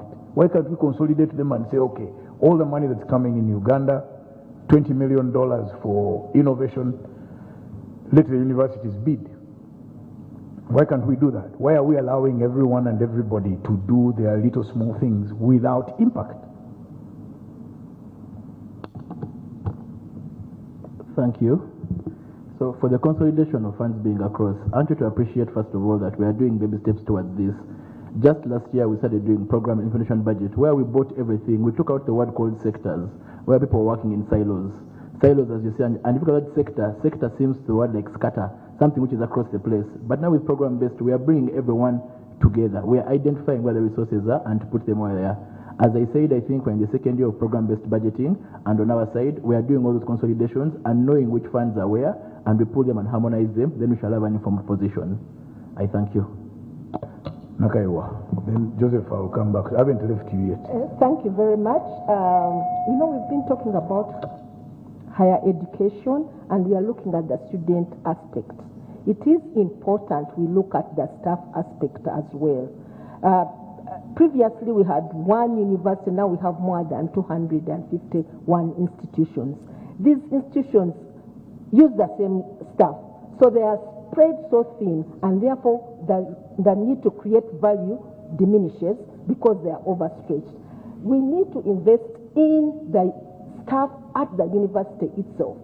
We create research programs instead of projects, because what is happening now is I write a small project, $50,000, and it's a project. When it ends, it ends. Yet if I created a research program that will take in more students, more staff, then I'll create value and we can be around a specific problem. If we are solving a problem about entrepreneurship and how jobs are created for the small scale industries in Uganda, how can we have a comprehensive program for the staff and the students so that we generate knowledge that will translate into innovation holistically as opposed to independent? Of course, when you say government consolidates the different small projects, even at the university level, the management should be able to consolidate the research programs and be able to offer a program. When you're talking about Silicon Valley, it's because they have these research programs that then link them to industry. What Zimbabwe has done has taken these professors and put them in industry for internship so that they can be able to appreciate what happens out there. If you're solving a problem, you must know what that problem is about. Instead of sitting behind the desk and knowing, giving information that perhaps is a little bit too theoretical than if you pick it as a practical aspect, as it were. Well, Joe, I'll ask you, and then Wanyama, I'm coming for you, so you get ready, because the question I'm going to ask Joe is related. So apart from location, when we're planning the locations of these universities and so on, which is something I wanted to, you raised an important question, an important issue, that why doesn't government just put money there and say, this year we are funding 10,000 science students at the unit cost that you worked on, and let the students decide where they want to study? Because you find a brilliant student being forced to move from Kanungu to go and study in Gulu University, because that's, but you're not factoring in the cost of living for this student to move from Kanungu to go to Gulu University to study. I'm proposing two things, and I don't know if they will work. One, yes, I agree with you that money should be just put aside and say, for us, we're going to X for university students. Two, let the money go to Wanyama's fund, and Wanyama then processes who will be entitled, and let the students decide where they want to study. So if universities want that money, they should now market themselves for these students in order to get this money. Don't you think that will create efficiencies? Yeah, definitely. Then you have created a market for students. Create a market, let universities come and buy. And those who have nothing to offer will die. You close. Yes. Free entry. Free exit. Free exit. Well, compelled exit. We suffer too much keeping inefficient entities running. For me, I think it is tough, because we have created a legacy of we must fund the professors, we must do this, we have made universities lazy. If I am the VC of Makerere, I know 2000 is coming. What is that? Past is there. But let Makerere compete with the Chambogo, with the whatever private, you will get efficiency. They said earlier on. It is tough, but it has to happen, because colleagues, I have told you, this budget cannot expand anymore. If you are seated here waiting for money from this budget, you had better shut up those universities. This budget has become constrained. The fiscal space, we don't have the leverage that we have been having. We are paying for our sins. We borrowed, we are paying. Whatever, we are paying. We have areas to pay. And we're not producing wealth at the level at which we should be. We are not growing fast enough. So unless oil comes, let's stay with higher and now education. that there is no oil, we must think innovatively here, in this room. Right. Otherwise, our existence is threatened. You are not going to survive on the budget, I can tell you. I live with this budget. Wow. Well, I'm looking forward to a course being introduced on how to manage borders. Yeah, why not? But let me turn to the audience. I think it's only fair that we hear from them. We've got only a few minutes. They always give me the difficult task of managing time. So I'll start with Michael Wanyama. Do we have a microphone? And who is managing it? Who has the microphone? Do you have the mic? Yeah. Okay, so very direct question. Are you capable of investing the money if it was given to you for a higher return? If not, what skills do you need?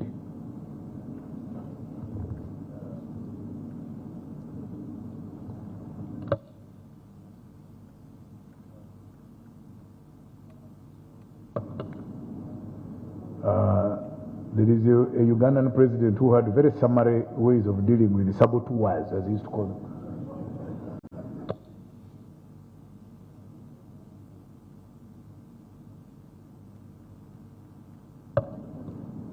But those ones don't pay them the full amount. The sound people there. By the way, talking of which, there isn't a course in this country on sound engineering.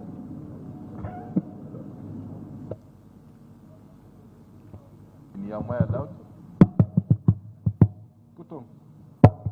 Oh, yeah. Thank you so much, Robert.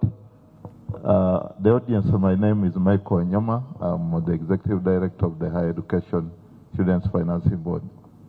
And I think for now a week, I've been in the news. Robert said the Wanyama's fund. This is not Wanyama's fund. This is a government fund meant to give out loans to students who are pursuing higher education.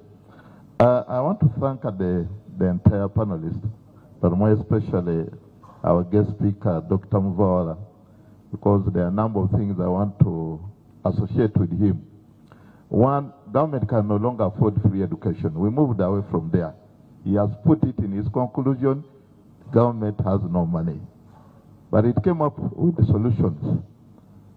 Why did we abandon free education? One, the enrollment ratios were growing. We had to find solutions for the so many students who wanted to find to get higher education. Higher education landscape, of course, increased, and I want to thank the private players, especially the private university. I think also. Okay, now you answer my question. I wanted to give a preamble. Yes. One, these are loans that are supposed to be repaid. The intention of the government was to create a revolving fund. The only thing we have to do is to ensure that we manage these loans effectively well by having a stronger governance and institutional framework in place. Doctor said it very well. If that is done and we ensure that those who have borrowed money pay back, this money will be revolving. And those who have borrowed will be given, this money repaid, will be given to other learners to access education. The skills are available. The people who do the work are available. We have competently managed this scheme for the last 9 years, very transparently, with very good governance structure, with very strong legal framework that needs to be supported. What has been your collection rate? Our collection rate, we have just started collection of recent, and that's what I'm talking about. It's about 28%. If you look at our projection, last year we had projected to collect 1.5 billion. We did collect 1.2. So we are moving in the right direction. These are soft loans that are repaid in a longer term. If we give you a loan of, say, 3 years, you repay this loan in 6 years, plus a grace period of 1 year. Those are 7. So initially, you don't expect a lot of collection. But over the year, like our projection stands at, in 2029, 2030, we project to be collecting about 8 billion. So what I'm saying, it's all about managing this scheme well, and the collections will be able to grow so that we finance this year. So what are we saying? Let's put this money in this. Let's put money in this fund. Let whoever wants to borrow, who doesn't have money to access higher education, go to the student loan scheme, so that he's able to finance the cost of higher education. Remember, government is only sponsoring 4,000 out of over 40 who want to access education, implying about 36 have nowhere to get the money from. We only give money to only about 1,000. By the way, it's only this scheme that gives money to students both in the public and private. Doctor put it right that way. First, wait. You know, Mr. Wanyama is not doing us service. The question was, can you manage this fund? Yes. If you were given money. That's right. Right now, what you are doing is allocating a budget. Yes. You're not running a fund. We have give you a budget which you give to people and then they return it. But what we are proposing for this country sustainably, if you were given money to manage, can you be like an NSSF? Muvawala Joseph, I give you my money. Can you invest it? And when the time I want, can you give it back to me to educate my children? And do you have the mandate? Depending on the national budget. We have the ability to manage this money. I want to tell you that we have even invested part of it. 1.9 billion already is on the fixed deposit. We are managing it well. We are able to manage this one and grow it so long as we improve on our governance structure. The people to manage are available. These funds can be reinvested. If you give us this money, as the students pay back, we're in the position to reinvest this money. We're in the position to insure these funds. The capability and the capacity and the skills is available, and we have demonstrated that the little you have given us, we have managed it well. Okay, so I am proposing, Joseph, you as NPA, that everybody who gets a child in Uganda, we tax them a small amount of money which we give to higher education, so that by the time the child is 18, we will have saved for you a certain amount. Okay, I want to hear from Sarah Achemo. Sarah represents the students, and let's hear from, she's right there. Sarah, you give us your perspective. I know that in the council meetings, I think they may squeeze you on talking, but now I've given you you talk. Thank you so much. Just to maybe report, they don't squeeze me. They're actually very accommodative. Okay, what would you say, but go on. My name is Sarah Chemo. I'm a student's representative to National Council for Higher Education, and I'm a student of Uganda College of Commerce, Soroti, currently pursuing diploma in hotel management and institutional catering. So first of all, I have listened to wonderful submissions from the team up there, and I just want to maybe react on a few things based on a student's perspective. To begin with, on the issue to deal with the students having to take the choice for the institution that they would like to enroll, that is after the government has put in funds to allocate to these universities. I think it's actually a very good one because, one, most students are being forced to leave probably a place where they could be able to easily access education at in an affordable way, and probably move to, say, I want to give an example. For example, I come from Soroti, and maybe I would be able to access the course of doing engineering at Soroti University, but because the government has posted my name to, say, Mbarara University, or let's say just Makerere University here, I am being forced to move from the other side to this way, and yet I could still access the same education at Soroti at even an affordable way, in that the cost of living would be a bit low. So I think it's a plus to a student if that initiative is being put in place and students given the chance to choose an institution where they feel they can be able to attain this education in an effective manner. And then maybe the other thing on the issue of the Higher Education Financing Board, first of all, I want to thank the government of Uganda for having come up with this because it has helped quite a number of students. However, I am sad to say that given the news that I've been making, aired out in the past 1 week about the failure of the Higher Education Financing Board to work this year, you realize that quite a number of students are going to be affected. Already we have been affected with COVID-19, and that means that most parents are not going to be able to pay for their students. So at least with this on board, it gave hope to these students that even if at home there I do not have the money to continue with education, I can still work extremely very hard, excel, and then go on and get this loan and be able to pursue my dream career. This afternoon I was reading in the newspaper about 1,200 students, their transcripts have been withheld by some of these universities. It is really sad because the students are not the ones who have refused to pay this money. It is the government that came up with this initiative to finance them to access this education. So I think it would just be fair that the students be given their transcripts and then let the universities, first off with the government, which came up with this policy.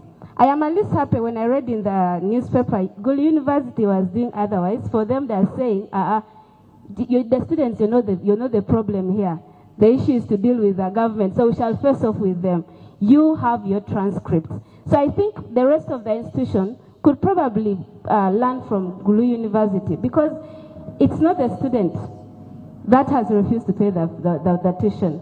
It is the government that has to repurpose I want to borrow his word, to repurpose this money properly so that these monies can be taken back to the universities for the services that they've offered the students. Okay, and then maybe the other thing as I finalize, on the issue of research innovation, it is very critical, especially when we want to be able to create employment, because through these innovations and research, you realize that the students are able to come up with new ideas and new things that people can be, the other people can be able to join in and get employment.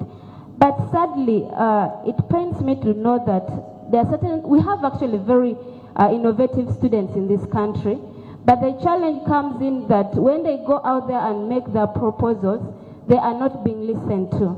You know, they over-politicize everything. They move you from A to B to Z. At the end of it, you lose the morale. And then that whole idea just dies in there. I know of a few students who have moved, yesterday they were sharing with me. They have brilliant ideas. And when you listen to them, they're looking at creating something that can curb unemployment and keep the youth engaged. So if we can probably set up a separate entity that can be able to listen to these ideas from these students and fund them, I think we'll be good and we'll be able to realize our Uganda's Vision 2040. Thank you very much. The institution is here. It's called NPA. Okay, so I am going to take two more. I am going to go to the back there, right at the back. Then let me see. My discretion will... So go right to the back after. There's a lady at the back there. And then let me see. Let me also exercise some dictatorship, because really the power may not last very long. So and here there are no extension of terms. So yeah, because also the time we have is very limited. So yes. Intro. Barbara Barungi, Imara Africa Consulting. We focus on financial advisory services. My question and challenge is to two gentlemen that I happen to know quite well, Joseph Mubawala and Balunya. Yeah. Is it inconceivable that the two of you and a few others could sit down, craft a framework for PPP partnership forward? Okay? There are a few universities. I can give you an example of the New York University, both in the US and the New York University in Abu Dhabi, Kabushenga, which you know well because I was teaching there recently. It is not rocket science to get into partnership with corporates in Uganda. In Kenya, we are fighting over each other to try and support universities. Why can't that happen here? So I really think it's a mindset. As for the person who talked about repurposing the budget, please do not let anybody arm twist you. There is no way government of Uganda will ever be able to finance higher education adequately. Let's change our mindset. Thank you. Okay, Arthur, so there's a gentleman at the back in black. Let's give him the mic. And then power will return this way.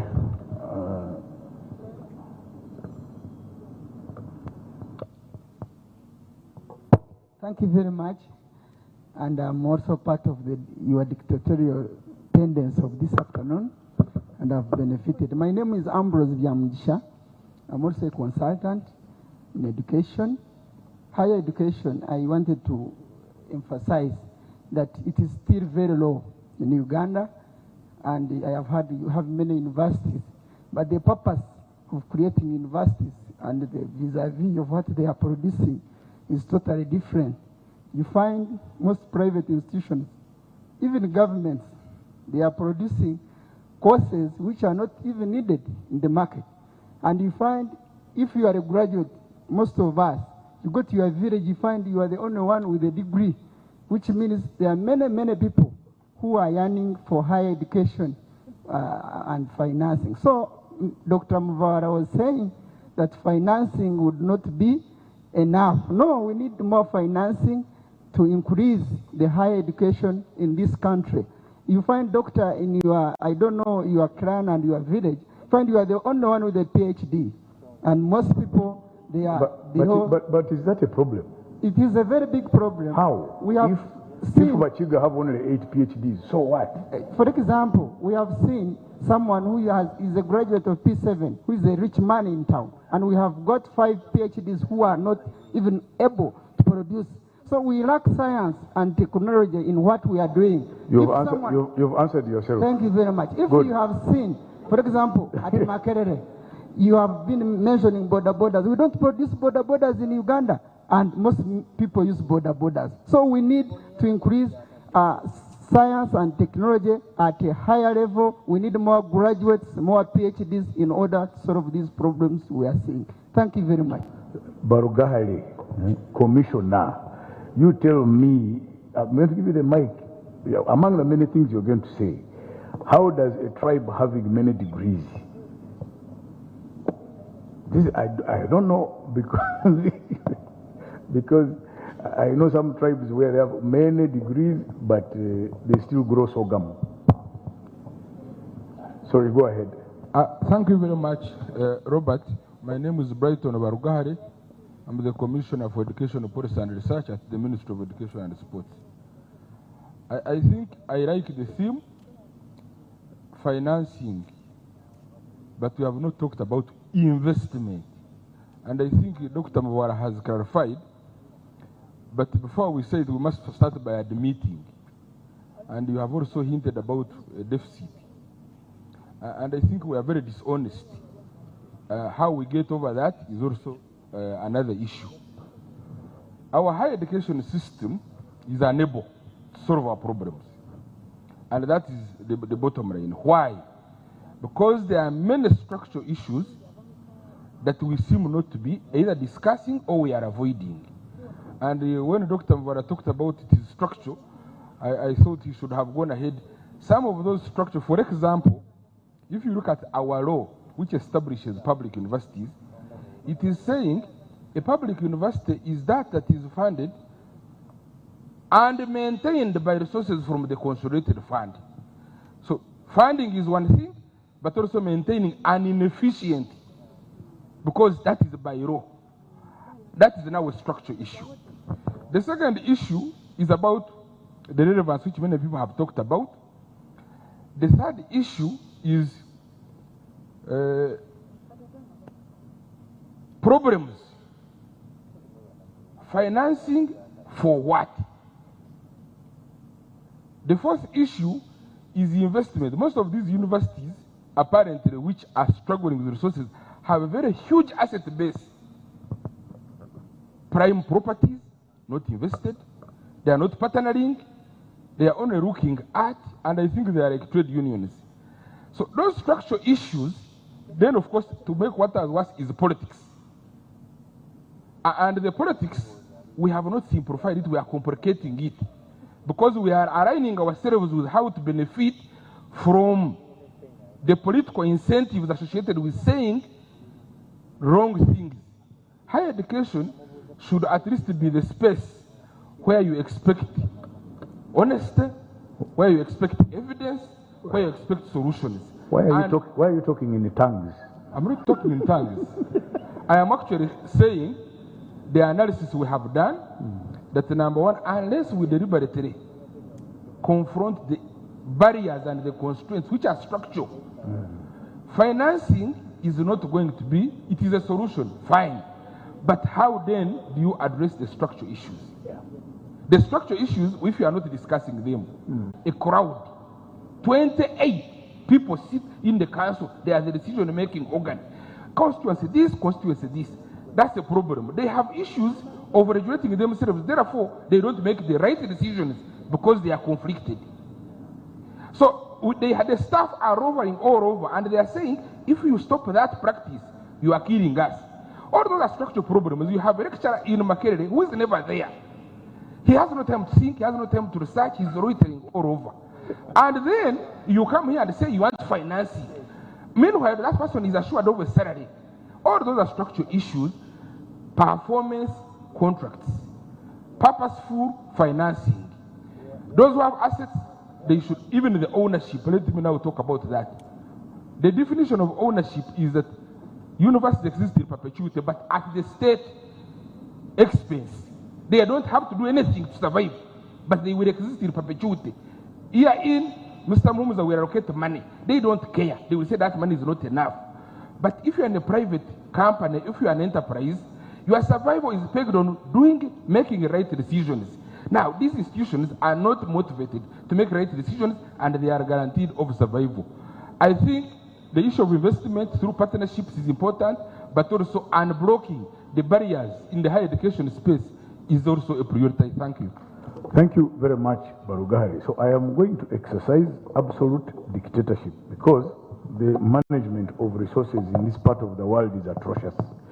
And one of them is time. So, by the power vested in me by the National Council of Higher Education, because I'm now exercising their power, two people here are going to summarize, Nakaiwa and Guvawala. So we start with you.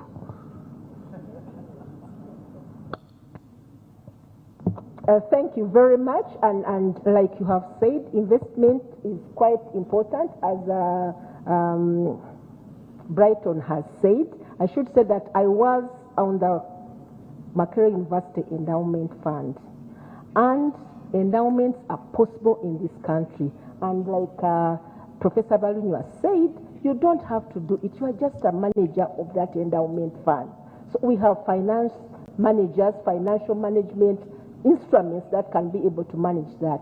But also be cognizant that even those financial management consultants came from universities. So even as we bash universities that they are hopeless, all of us here came from a university somewhere. So if they were that hopeless, we wouldn't be sitting here discussing. But we know that there's need for improvement of the university system. Maybe we're a dying breed. The dynamism, it's just taking into consideration the dynamism of the environment in which we operate and be able to attune all the processes that we have externally and internally, the internal efficiency and external efficiency that they were talking about, to facilitate this higher education as a constituent aspect of society and development, because we need it. Thank you very much. Joe. By the powers invested in me by the moderator, I spoke too much. I would like to pass on to my senior to summarize. Thank you. I've also used my phone. It is okay. Thank you, my young brother Joseph. Maybe for me, we've sat here this whole afternoon and we've discussed these issues. What is the way forward? Can we pick the various issues and continue to discuss them? For instance, we're talking about PPP. How do we move ahead? Because we're here talking about them, but this may be the end. Is there a framework for promoting PPPs in higher education? We're talking about the financing board, and people are saying maybe we have the money somewhere. Can we give that money to the financing board to finance? There are a variety of other issues, but there is definitely need for a reform in the education system in the country. And so how do we move that? This body does not have that mandate. So where do we take it? That to be able to improve higher education, we need a reform in the entire education sector. Where are we taking this recommendation to? To be able to fund sciences, what do we need to do? To be able to fund research in public universities, what do we need to do? I think these are issues that we can definitely must speak up so that this public lecture at the end of the day has meaning. And I'd like to thank my young brother for the interesting discussion this afternoon. I think I'll request, since many of us are academicians, can we pick it up and go further to look at financing of higher education in this country? What do we need to do? I hope that we can have some money from finance to do this research available to all these public universities. I thank you very much. Thank you. So, actually, just to pick up from Professor Balunywa and say and challenge my good friend Ruth here, because I know Ruth is very innovative in the way she thinks. Ruth, please go back. There's a board member of yours here, so please go back to PSFU and find some small money for a 3-day discussion, so that we have 3 days discussing this very issue as a follow-up from this one. Muvawala has given us the basic foundation, the theoretical foundation for this. Professor Balunyo has shown you that he can lead that conversation. The resource persons, the two Muhumuzas are here. You don't even have to go very far here. Nakai was also here. I am sure if you coordinated with Professor Okwako and Sembatia, they will kick in. Barugahele is already fired up. I am sure he can't fail to find some repurposing from Muhumuza there for such a conversation, so that, as Vaganda says, that Mbozi Tebankade, we can continue. A conversation doesn't grow old. From today, this conversation can continue. All I can say is thank you very much to you, Dr. Florence Nakaiwa, Dr. Ruth Nzika Kasolo, Professor Balunywa Waswa, Dr. Joseph Muvawala, Dr. Fred Muhumuza, not yet Dr. Muhumuza, the other one, and me, who is nothing, but I am sure that I have supervised these PhDs and we haven't had a problem. So thank you very much. I would like to hand back to Arthur for the subsequent events. I think for us, let us step down because we can't stay here forever. I think they deserve a bigger crowd. Thank you for putting higher education at that level platform. Now, this event is live and I think it's coming to an end with UBC. It's also running on YouTube. You can later on access it. It's also on Twitter. And for the presentation from the key speaker, it will be put on your emails. And I think our secretary should have already done it so, but you'll be able to receive it on the emails, and since you registered them. I want also to recognize Professor Moses Gorora as our former deputy and also sometimes acting as ED. Thank you for being present. At this moment, allow me to call Dr. Vincent Sembatia, is our Director for Quality Assurance and Accreditation, to thank this great audience. And I don't see madam. Oh, I was wondering, come and say thank you. Immediately after the vote of thanks, we are supposed to have, is it a group photo? Then after the group photo, the chairperson of council and the ED have, part of celebration, invited you to a cocktail in the gardens. Since it's part of the celebration, so that we don't only feed into academics, but also we'll be able to share some ideas, because I know there are so many other ideas that were never said. Dr. Mpeza had an idea. These panelists will be sit around and we can be able to share with them. Dr. Vincent Sembati.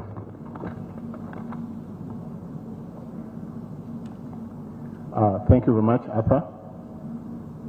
And all protocol observed. Sometime back, around the year 2000, there was an article that was published by the World Bank, and the author was David Coate. David Coate was grappling with the issue of financing higher education, and Uganda was used as the best example at that time. Makerere University provided a very good example of how to deal with this issue of financing higher education. And at that time, as Professor Barunywa was here, he was the innovator, providing access to higher education through privately sponsored students. From there, I think Faculty of Commerce at that time at Makerere, he moved out to create a very vibrant institution. Now, 30 years later, I think the times were 1980s when private education was started. So 30 years later, we are here grappling with the same problem. So again, now Uganda should come up and step out of the woodwork and create new innovations. I think now that we have all these people have come to the platform, I'm happy that we are rethinking. It's not going to be any of those solutions from the shelves. The easier things have already been done. And now it seems like everyone is puzzled. No one seems to have a ready solution. So it seems this discussion, which seems to have maybe started in very serious, in earnest, we now have to proceed.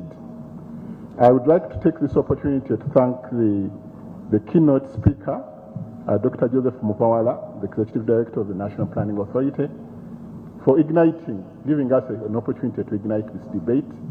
I'm sure that everyone is going back here to try to scratch or to burn midnight candles, as our Executive Director normally wants to say. You go back, burn the midnight candle, think for the country, think for yourself, think for the nation. Try to see. Everyone seems to agree that higher education is very important for economic development, and that has been, no one contests that. The panelists, various, Mr. Ramadan Gobi was supposed to be a panelist. He's been ably represented by Mr. Francis Muhumuza,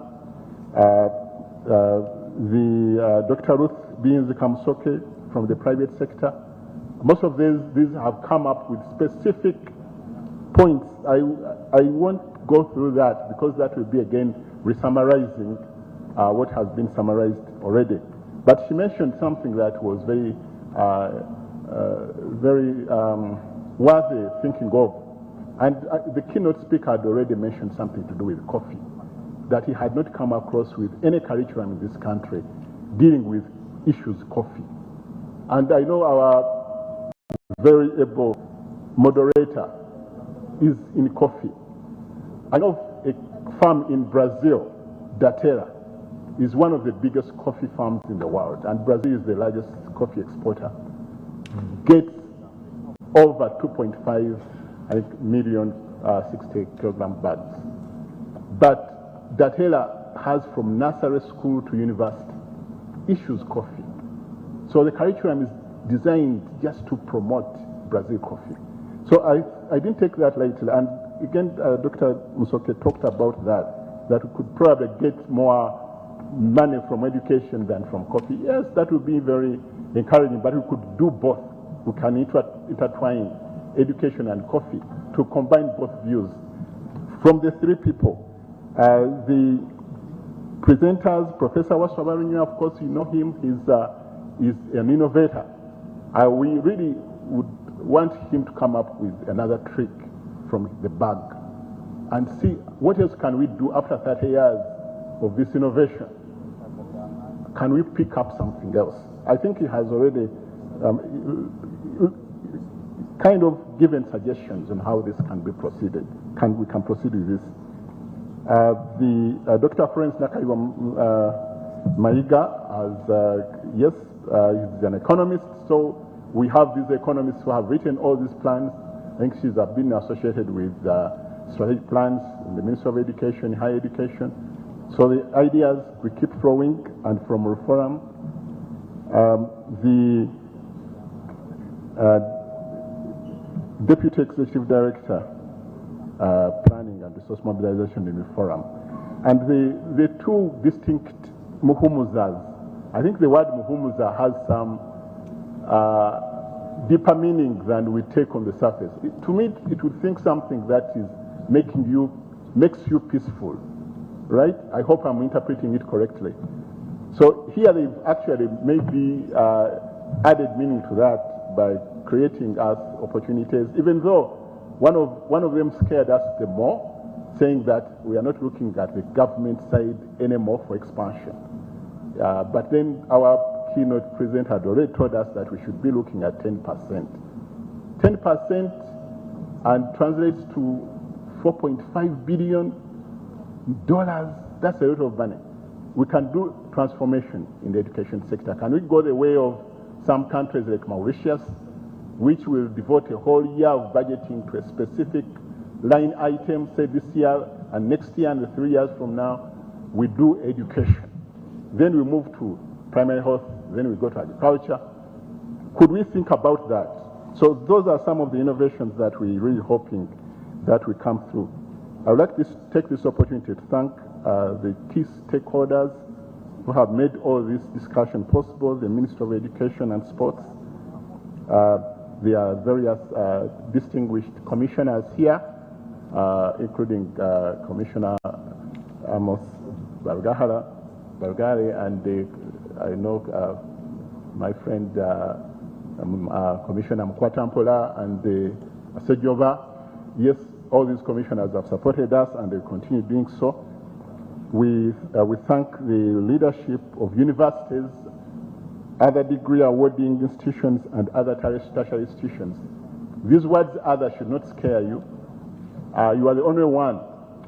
So it doesn't mean that the other people we have not mentioned. So you are here, you've been supportive, you've contributed. The councils, professional councils, I saw Professor Okulo was here. I don't know whether he's still around, but National Council for Education works alongside professional councils in accrediting programs and institutions of higher learning. So there are about 10 councils that work with, all professional councils. Very supportive education development partners were expected to be here. Various stakeholders that have formed this wonderful audience of today. And most importantly, our own council. You know, this can be confusing. The National Council for Education has a council. That is the governing body. The executive director mentioned the members of these and were recognized. We thank you. The organizers of this event include the executive director, is the leader of all this organization, and then all the members of the National Council for Education were introduced earlier. You know, they are wearing those very nice shirts and tops, which I can't describe the color because it may be green or blue, but I'm sure you recognize something different in the form of a uniform. They've done a great job. Of course, we've seen all these heads and representatives, all other tertiary institutions. There could be some other people that will be recognized during the next event, which is a cocktail, which is happening immediately after here. So that's why I'm not going to take any further time on this, except, of course, to thank you all for being such a wonderful audience. We have seen over 300 people. You know, this hall can house even up to 1,000. So you may not know that we have so many people have come. You came on time. We were able to start on time. Anything that went not the way we expected, we hope that you can turn a blind eye on that. So I will take this opportunity to thank you, and we are going to combine the clap. I know that my colleague Arthur wants people to clap so hard, right? And I hope you're capable of that. So let's give ourselves a round of applause for all those who have participated. Thank you very much. In special thanks go to our moderator who has shown his ability, Mr. Robert Kabshenga, the farmer, in addition to those things that were mentioned about him before. Thank you, and I take this opportunity to welcome you to the next event and hand over back to Arthur, my colleague. Thank you very much.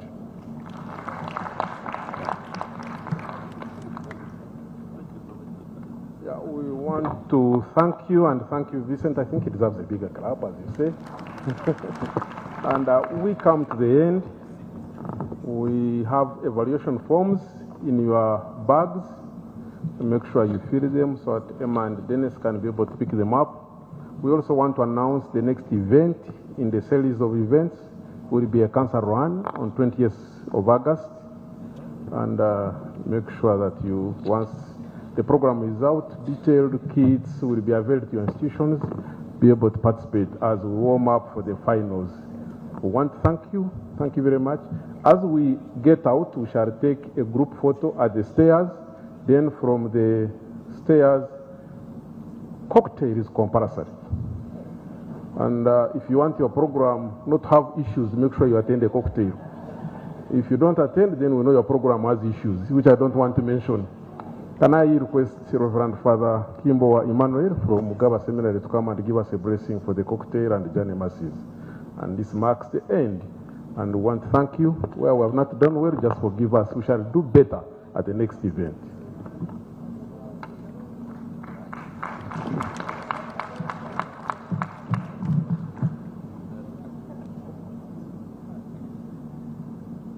I am here first of all to thank God for all that has transpired today, this evening, the discussions, and to thank the organizers for this event. And as we thank God, we ask for His blessing on all that we intend to do, because without God, nothing is possible. We thank you, dear Father, for all that you have enabled us to do, and now we ask you for your blessing. Bless this audience, bless all the plans, bless the cocktail that we are going to partake of. Bless Uganda, bless its future. We ask this through Christ our Lord. The Lord be with you. May Almighty God bless you, the Father, the Son, and the Holy Spirit. Good evening.